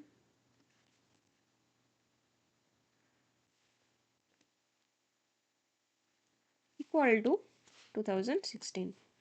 Okay, now modify the query to extract month. Okay, month, give it a name, month. Okay, so the month will be extracted, count one will count, name will be trips from the data set, no problem. Where you are extracting the year, group by, oh group by, you have to group by month. Okay, so what you are doing here, see, it's like same. First you are extracting the year, now you are extracting the month, and you are creating a group of month, January 2016, February, March. You are creating a group of month, and also you are and also you are checking whether year is from 2016. Okay, first this one is executed, so it will only take those values where year is 2016, only those values will be taken. After it is taken, it will group by month, so it will group month wise. Perfect. Now now it will select the month and count one. So the group by column, you have to always select that column, the on which you are doing the group by, that will be selected, and it will be count. So there will be a count of January, 5, let's say 6, 7, like this way. Okay, and you are giving it as a name, trips. So you are writing trips, not count ID. Okay, so month, trips, and for 2016. After that you are ordering, so then you can now I think this is fine, but you have to fill this up. Okay, let me copy. Writes per month query job. Same way, you just have to, let me copy this and put it here. Okay, now this is month. It's per month. Okay, now writes per month result.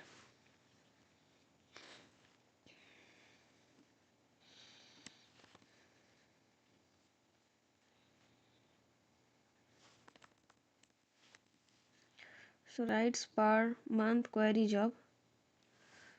So this is writes per month query job dot to data frame. Okay, now if you run this,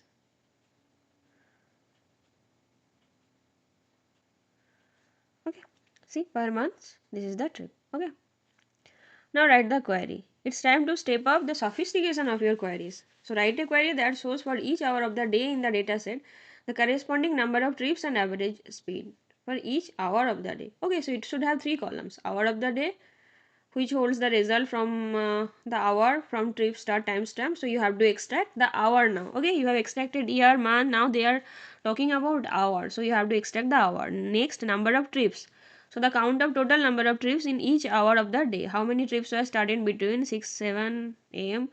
Then you have to calculate average speed by using this particular speed in miles.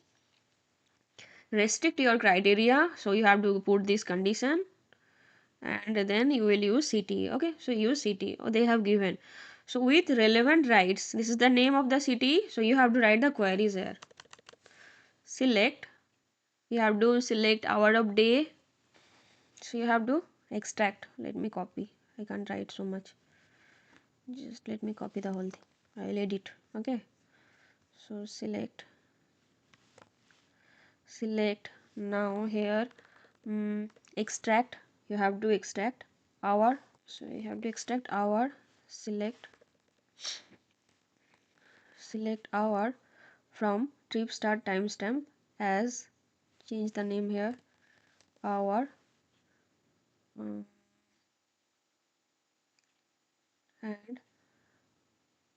you have to trip miles, you want this, and sorry, trip miles, trip seconds. So is our, let me see the data set again. Trip seconds, trip miles, so you have to write them also. Okay, so as our trip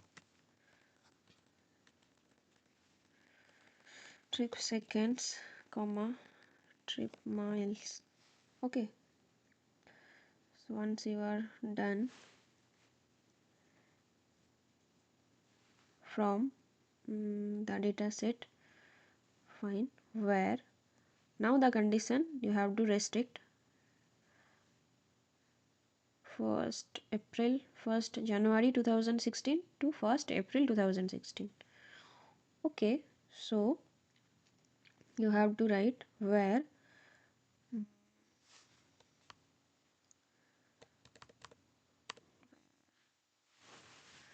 trip start time stamp greater than equal to, let me copy, 2016, and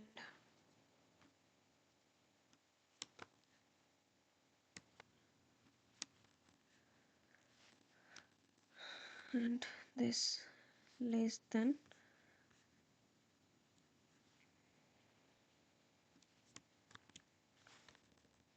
sorry, less than this. Okay, and one more condition, so you have to write all the conditions giving and, okay, so and trip miles and trip seconds. Perfect. Okay, now delete these things from where these things are already written. Okay, so we are done with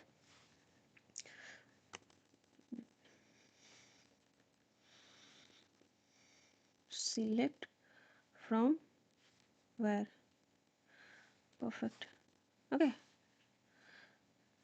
as our trip seconds, trip miles, these things are going to be used later, so that's why we have selected this. Now you have this temporary table, so from this temporary table you will be creating your exact output. Okay, now what do you want? You want hour of the day, so you have to select hour of the day. Perfect. Now number of trips, so you have to select number of trips, number of trips, so you have to select number of trips, but that will come from counting. There is no direct column called number of trips, so it will be counted. Okay, what is the third column? Average mph, so you should have this column also, and that will be generated by this way. Okay, so first let me paste this average mph, but you have to copy this. Okay, so num trips, and this is as average mph. Okay, from this temporary table, and you have to group by hour of day, hour of day. Okay, so here you have to write hour of day.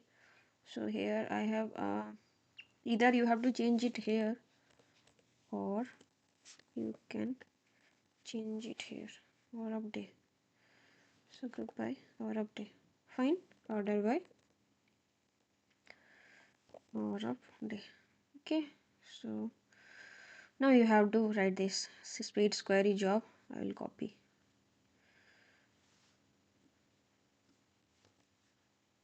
Set up the query. So client.query. Now the name is query, name of the query, speed query. So you have to change the name here, speed query. Say job config, your code here. Oh, it's done. Now your code goes here, speeds result, API request. copy it from here. Not two frame. Don't copy like me. So if you copy, then there are chances of mistakes. You have to be very careful. If you write, there will be no mistake. Okay, because you are thinking while you are writing, but you are not thinking while you are copying. That's why I have faced this mistake. I think again there is a problem with relevant rights. Feeds result with relevant ID as select extract hour timestamp. Let's see the solution. Trip seconds. Select extract hour from trips timestamp data. Okay, hour of day, trip seconds, trip miles from dataset where trip start timestamp greater than exactly this one, and trip start time less than trip seconds greater than 0 and trip miles greater than 0.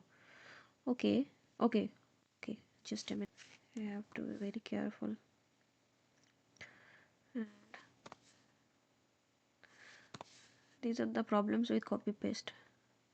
Trip seconds. Okay, now select hour of writes, count 1 as number of trips. You are calculating this.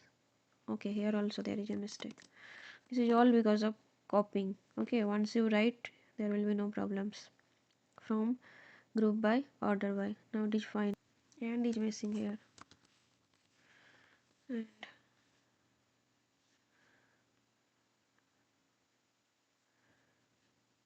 okay, finally. So out of the day, number of trips, average MPH. Okay, okay, so done.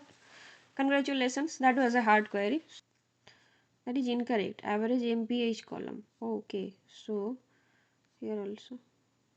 This is all because of copy paste. But I think you have understood. Okay, let me tell you this query once again. So first what we are doing, see, first we are selecting the hour. Okay, so first this is our common table, the temporary table. We are selecting hour of day, extracting hour. So you are extracting the hour 6 p.m. 7 p.m. which is hour of day. Perfect. Second column you are selecting trip seconds. Trip second. Third column you are selecting trip miles. Perfect. From where? These conditions implied. After your table is ready, okay, 6 p.m. trip seconds, trip miles. What is the name of this table? Temporary table, that is relevant rights. Relevant rights. Once this table is ready, you are creating a second table from this table. What are the things you are fetching? Hour of day, which you have already created here. So hour of day. Group by on hour of day, so you have to fetch this. Now you are creating the counts. So based on this, you are creating a count which is renamed as number of trips. Okay. So if you add all the hour, it's like, let's say here it is 6 p.m., 6 p.m., 6 p.m. So if you make a group of them, then what is happening? 6 p.m., a group of 6 p.m., sorry, 6 p.m. and you are counting 3. Okay, so you can understand that at 6 p.m. or 6 a.m. there are 3 total rides. Okay, now this is a calculation. Sum of trip miles by sum of something to calculate average miles per hour, trip miles by trip second.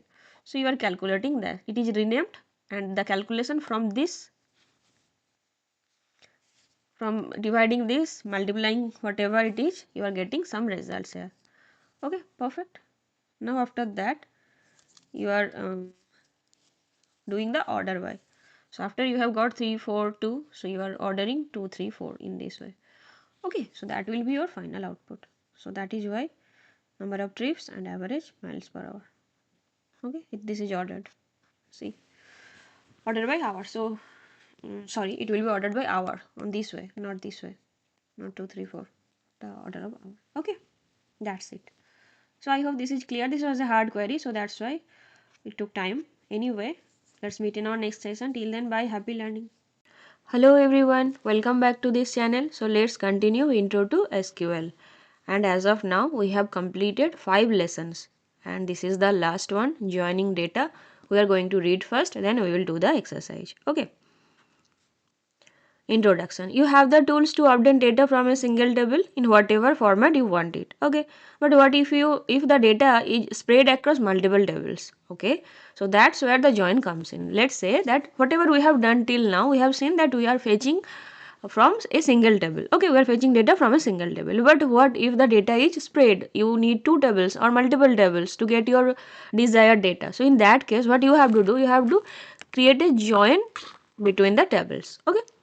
That is the main theme of this class. Now example, we will use our imaginary pets table that has 3 columns that we know we have used before also. ID, name of the pet, animal.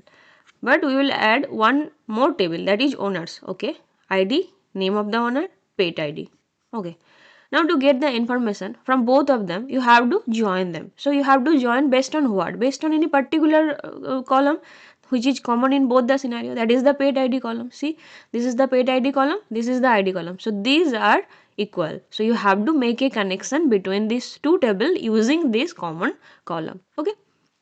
See, this is the pet ID column, this is the pet ID column, and they have created a connection. Now if I ask you, tell me who is the owner of the moon, who is the owner of the animal moon? That is the dog. So you can say moon, that means you are coming to this table, here is the moon, and you are taking the ID column, that is 2, you are matching it with pet ID 2, so you can say that Magnus is the owner of moon.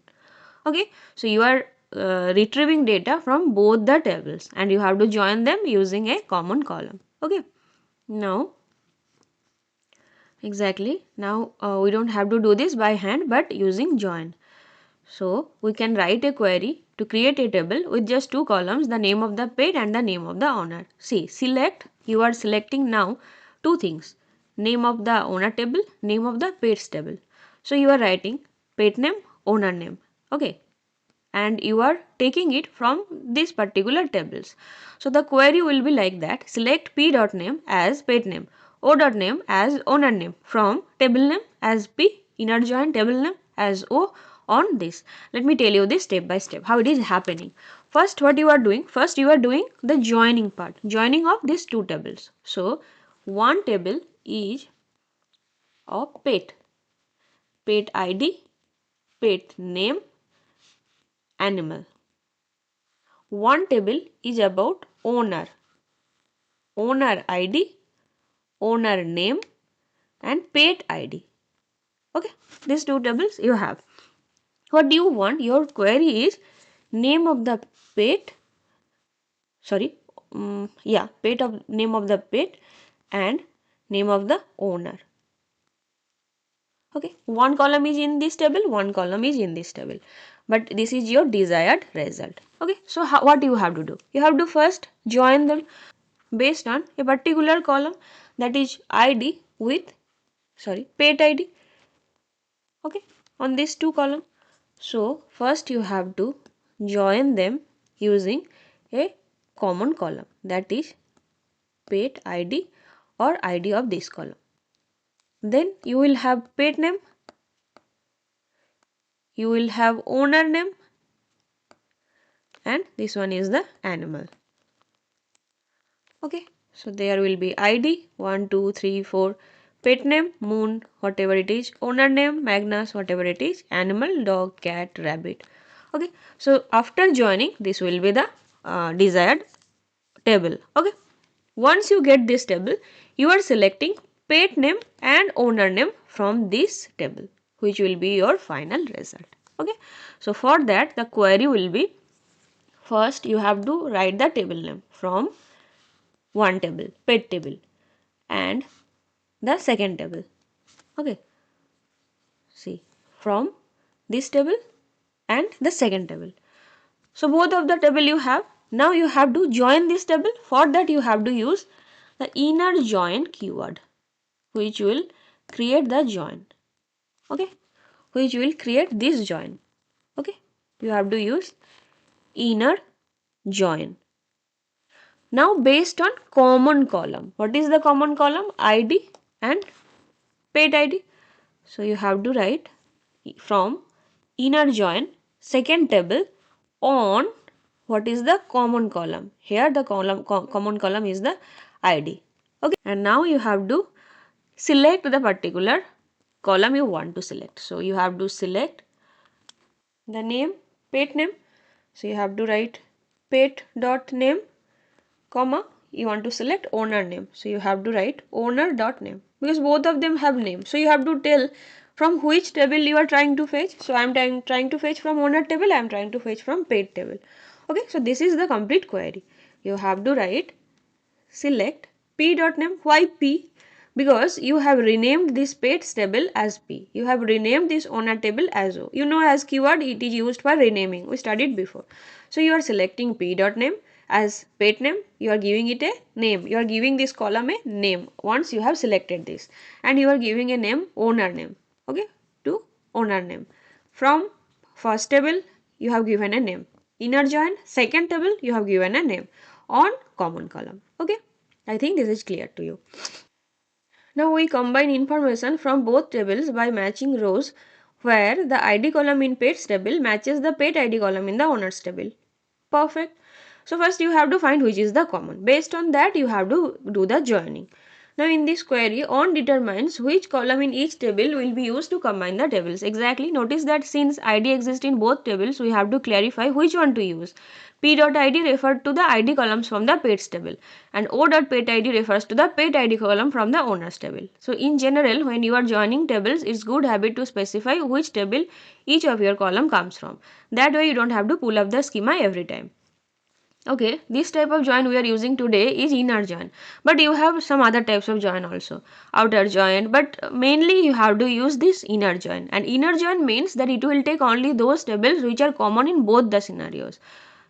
If there is one more animal other than dog, cat, rabbit, raccoon, but in owner table you have only dog, you have only the name of the owner of the dog, cat, rabbit, but not raccoon. Raccoon is not in the owner table. So after joining, what do you think, whether raccoon will be there in the new table or not? No, it will not be there because you are using inner join. Okay, and that is going to be used many times, but in case of outer join it will be included. So let me tell you the whole thing once again. You have two tables, you have to find which one is common. Based on that common column you have to perform join, inner join. Then you have to then you will get a new table containing both of them. Now from this particular table you can select the things you want to select. Okay, and while doing this process you can rename things. You can rename this table, you can rename this table, you can rename this one, you can rename this column, you can rename your desired column. Okay, that is done using as keyword. So what are the keywords we have learned here? You have to use select, you have to use from, you have to use where if you provide any condition that based on any condition, you can use as to rename, and inner join. Then on is also keyword that is will be taken for common columns. Perfect. Now let's read this one. How many files are covered by each type of software license? That is the question. Okay, GitHub is most popular place to collaborate on software projects. I think you know about GitHub. That is a repository where you keep your codes. GitHub repository is a collection of files associated with a specific project. Once you do a project, you keep your codes in GitHub. I have some videos on GitHub basics and all the things. Okay, now most repos on GitHub are shared under a specific legal license which determines the legal restrictions on how they are used. For our example, we are going to look at different files have been released under each license. First table is license table. Okay, these are the things we discussed before, so not going in the depth. This is the table, license table, repo name, license. Okay, so you have one table that is license table where you have repo name and license. Whenever you do joining, try to write these things in your rough page. Okay, that will help you. Next, second table is about sample files table, where the GitHub repo that each file belongs to, which provides the repo where each file belongs to. Okay, the first several rows of the table are printed below. See, repo name. Here also you had repo name. So this is the common column. Okay, reference, path, mode, ID, target. Okay. Next, we use a query that uses information from both of the files to determine how many files are released in each license. Okay, so this is the license. You have to check under this license how many files are there. Artistic 2.0, how many files? Okay, so in this way, there are many licenses that you have to do. So first you have to join them. That is okay. Now join based on what? Based on common column. What is the common column? That is repo name. So you have to join based on repo name. See this one first. You are using inner join. These are the name of the data sets, sample files, license file. You have given a nickname. Okay. Now repo name is the common column, so you have to join them based on repo name. That is perfect. Now you have to do, your question is determine the number of files per license. So you have to create a group of license. Once you create a group of license, like the license 1, license 2, license 3, once you create a group and then if you count them, then you will get how many numbers are there. Perfect. That is the query, simple query. So you have to write group by. Group by on what? Group by on license. And whatever you are grouping by, that you have to select must, and you have to perform an aggregate operation on that. Count one, you know that it will just count. This is a conventional. Count one means it will count the total number of licenses. Okay, and you are renaming this as number of files. Okay, so select. You are taking the license. You are counting. You are renaming. You are taking from first table, from second table, you are giving them a name based on a particular common column which is in both the table. Now you are grouping by using l.license and you are ordering so that number of files, the maximum number of files comes at the top. Okay. Okay, so how the total thing is happening? You are taking the first table, you are taking the second table, you are joining them based on the common column repo name, then you are grouping them based on license. Once you group them, you are counting them, you are renaming it, you are ordering it, and you are showing it. Okay, so that is the complete query. And these are the things you know, so I am not going to repeat these things. We will begin with join. These specific sources of data, how to join them, we use on to specify that we combine the tables by matching the values in the repo name. Okay, that we have understood. Or repo name is the common column. Next we will talk about select and group by. The group by breaks the data into different groups that we learned before. Before we count the number of rows in the sample files table that corresponds to each license. Count is for counting. Remember, you can count the number of rows with count 1. Okay, you are just counting number of rows. When you are grouping, you are getting this, so you are counting. That's also you have learned before. Now you are ordering, you know, by ascending order or by descending order. I want the maximum to be on the top, so I will write it descending. By default it is ascending. These are the things we have learned before. So it was a big query and it is summarized. See, license, number of files. Okay, so once you are done, it will be license, here will be number of files, because you have renamed the count to number of files. Okay, and see, the maximum one is at the top. This is because of order by. Okay, so let me tell you the whole thing. First, you take the first table, you take a second table. First, you take the first table, you take a second table. You join them using inner join based on a particular column which is in both the table.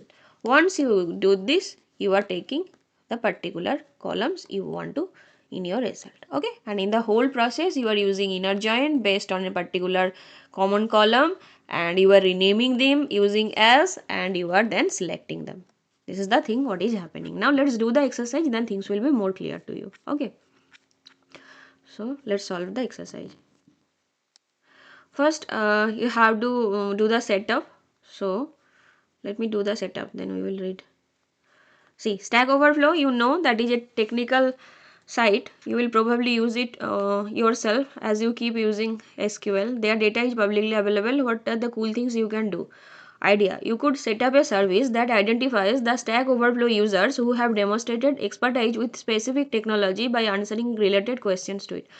Okay, so someone could hire those experts. They want to say, let's say a person A has given answers to questions related to Java.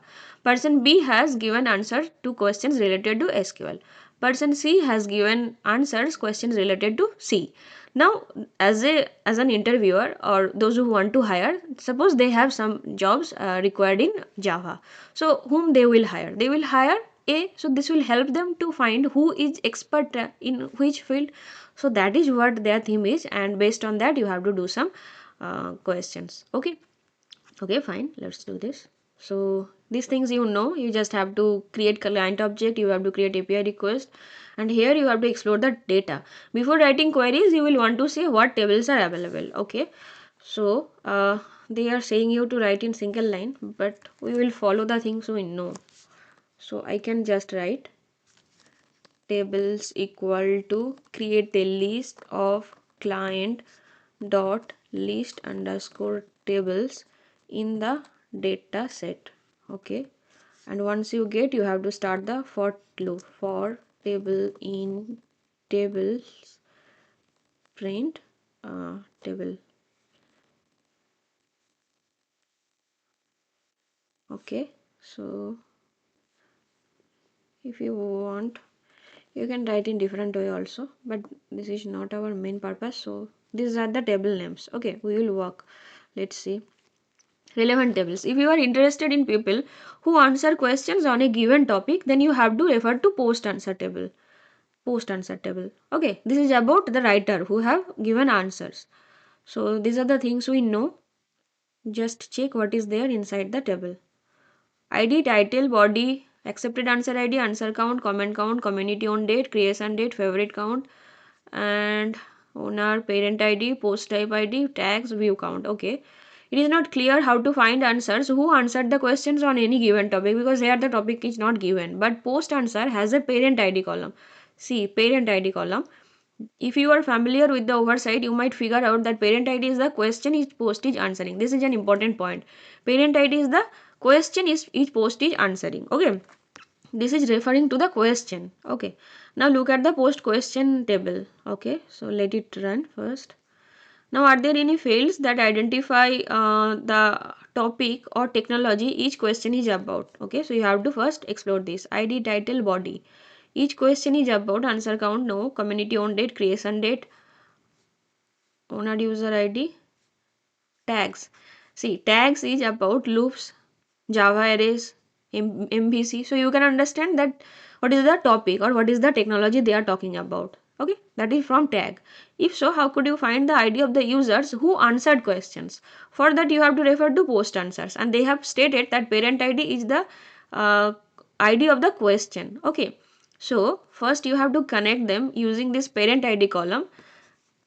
Tag will give you the technology name, and owner user ID is the user ID of the writer. Okay, if you want to know the writer, then you have to use owner user ID. As of now, this is clear to us. Okay, now let's see what they have stated. See, post questions has a column called tags, which is about the topics. Clear? Post answer has a column called parent ID, which identifies the ID of the question each answer is responding to. Okay. Now, post answer also has an owner user ID column, which specifies the ID of the user who answered the question. Okay. Owner user ID who have answered the question, the writer. Now, you can join these two tables. That is clear. To determine the tags for each answer, and select the owner user ID of the answers on the desired tag. So you have to select tags and you have to select owner user ID. But first you have to join. For joining, you have to find which is the common column. They have stated that parent ID is the common column. Okay, up to this we are clear. Okay, now selecting the right question. A lot of this data is text. We will explore one last technique in this course which you can apply to this text. Okay, a where clause can limit your result to rows with certain text using the like feature. For example, to select just the third row of the pets table from this tutorial, we could use the query. Select star means selecting everything from table name, where the condition here they have used a like keyword. That means wherever the text is matched, you fetch that particular row. Okay, you can also use percent. Percent is the wildcard. You know what is wildcard? That means whenever you find this IPL, whatever is written in front of IPL or after that IPL, it doesn't matter. Fetch that row. Okay, that is the main thing of wildcard. Okay, So try this yourself. Write a query that selects ID, title, owner, user ID columns from the post question table. Restrict the result to rows that contain the word BigQuery in the tags column. Okay, so that will be in the where portion. Include rows where there is other text in addition to word. They have told you to use this wildcard facility. Okay. BigQuery SQL, it will be included exactly. Not exactly BigQuery, but that should be included as well. So the format is select whatever things you want to select. What are the things? ID, title, owner, user ID. Okay. So copy ID, title, owner, user ID from the table name. Where? What is the condition? Tags like BigQuery. So they have told you use the wildcard BigQuery. Okay. Now let it run. Oh, sorry, you have to fill up this also. These things I can copy. If uh, if I copy, let me copy the whole thing.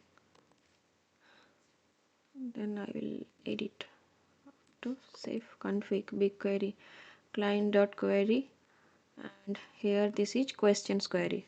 So copy questions query, and you have to write questions result. You are printing this, so you have to change question results. Now I think everything is fine. Select ID, title, owner ID from where tags like BigQuery. Okay, this is generated. See, whenever you get the BigQuery title, that means whoever has written on BigQuery questions, their user ID is shown. That is the user ID of the writers. This person has written about BigQuery. This person have written about BigQuery. That is their user ID. Okay. Now your first join. Now that you have a query to select question on any given topic, you can find the answer by using join. So write a query that returns ID, body and owner user ID columns from the post answer table, not from the post question. We did the same thing but from post question table. But this time you have to use post answer table. 4 answers related to BigQuery questions. So BigQuery related questions, you have to find this from post question table. There is a column called tag where you have to find the BigQuery, but you have to find this particular columns from post answer table. So you have to make a join. Okay. So you should have one row in your result for each answer to a question that has BigQuery in tags. Okay. For that you have to show the result. Remember that you can get it from tags column that we have just done. So this is the join, and first you have to make the join. Okay, so first let's write the structure. What are the things you have to do? First you have to write select. Okay, now you have to write from two tables. So first table, then you have to do the inner join with second table, right? Then you have to write on based on which column. Then you can give particular condition. This is the basic structure. Now we will modify this. So what are the things we have to select? We have to select ID, body, owner, user ID, right? Copy them. Select ID, body, comma, owner, user ID time, user ID. Okay. Now you have to write the database name. So for that we can just copy this, right? Copy. That is in Stack Overflow. So we can write from this one. You have to give a name. So as some name we will give. Second also we have to join it with answers. Fine. You have to give a name. Okay. What is the name? Let's give PQ. PA. Post question, post answer. Okay. On which column? You know parent ID is the common column. So you have to write PQ dot ID equals to PA dot parent ID. Parent ID in the answers table and ID on the question tables. They are common. Okay. Now you have to give the condition. What is the condition? Condition is where BigQuery. I want answers for BigQuery. So you have to same way just copy this. Try to write this. Okay. Fine. Now from which table you have to mention? So that is PQ. Okay. And you are fetching this from which table? You have to tell that also.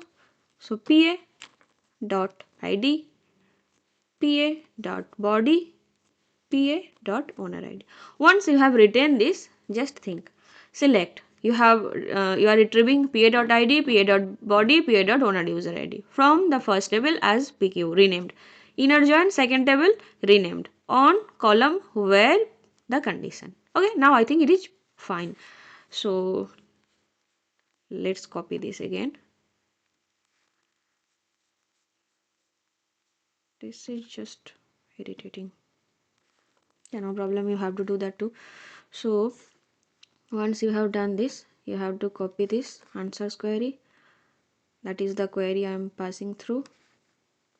Okay, now once I get, I either have to change this as question result or I have to change this as answer results. This one will look better. So once you do this, just run it and we have got an error. Okay.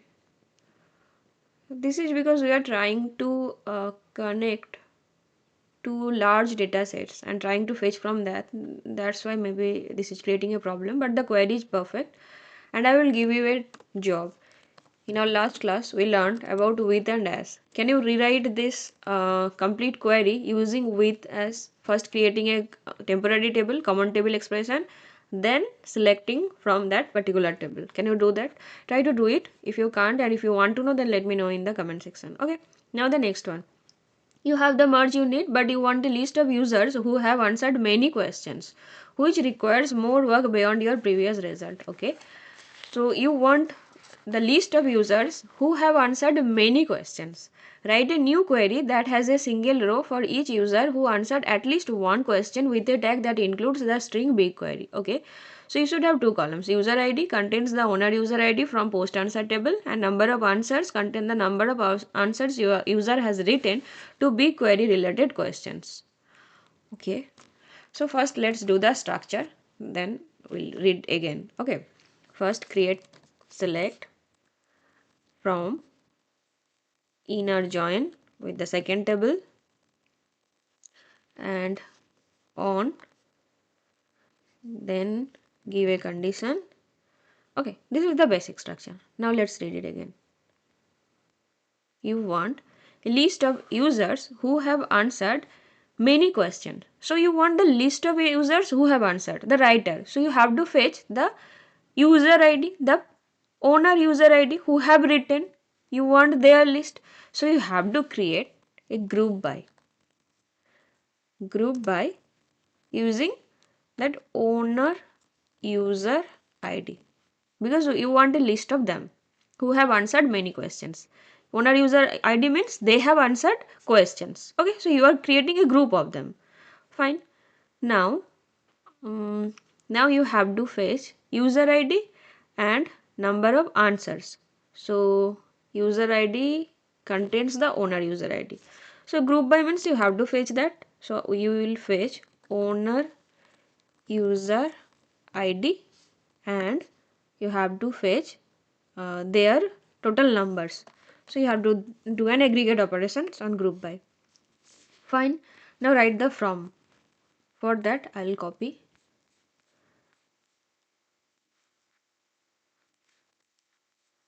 So you have to mention the table name. This is the table name. Same way you have to join them. So just write answers. Okay, as PQ. Sorry, as PA. Okay, you have given a name. Perfect. Now you are grouping by using owner user ID column. This is in which table? Owner user ID column is in answer table. So you have to write PA. Okay. Now on which column? That we used before also.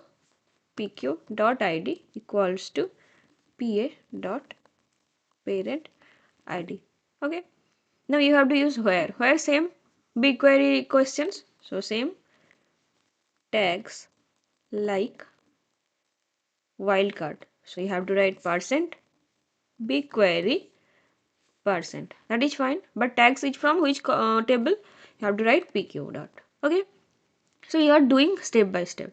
So you are creating a group of the list of users. You are selecting that. But from which table? PA. and you have to do the count operation, and once you select you can rename them. So we will rename them as user id. Okay, so we'll rename them as user id, pa.owner user id as user id, count one as anything, number of answer. Okay, you can give anything. It is not looking good. Number of answers. Okay, from the dataset rename, inner join dataset rename on common column where pq.tags like BigQuery and group by pa.owner user id. Okay, now this is perfect. It may not run, I don't think it will run, but this query is perfect. This is the way you will write. First you have to see which one you want. You want a list of users who have answered many questions, so you have to group by list of answers, that is list of users, so you have to group by this one. Same thing, you will be selected here and you have to run a count aggregate operation, that is the count, which will show you the number of answers. From, as usual, you have to give the name of the datasets with alias name. Okay, and then you are doing the on, and after that you are giving that particular condition, that is BigQuery related conditions. Okay, so this is the step I follow to do SQL queries, and I have explained. Now, okay, you have to set up these things also. I'm not going to do these things. You just write them and you can run, but I don't think it will run. But the query, I think you have understood. Now, how could you convert that you have done in general function website could call on the backend to get expert on any topic? Think about it and check the solution below. How could you convert what you have done to a general function a website could call on the backend to get experts on any topic? Okay, so what is the solution? That is the solution. This is the way you can get, because this will give you the user ID who has written what. Person A has written about these things, BigQuery person B has written about this thing. So instead of giving BigQuery, you can give whatever you want. If you want people from Java, then you can give that. Let's run this, that particular topic exactly. So count exactly. So instead of BigQuery, you have to give the topic name. So you can get that who has answered how many, then you can select who have answered many. Okay, so you know all the key components of this. Your SQL skills are sufficient. Want to go play with new powers, these are the datasets available. Okay, try to practice as much as possible, and this course is completed. Congratulations. So meet in our next class. Till then, bye, happy learning.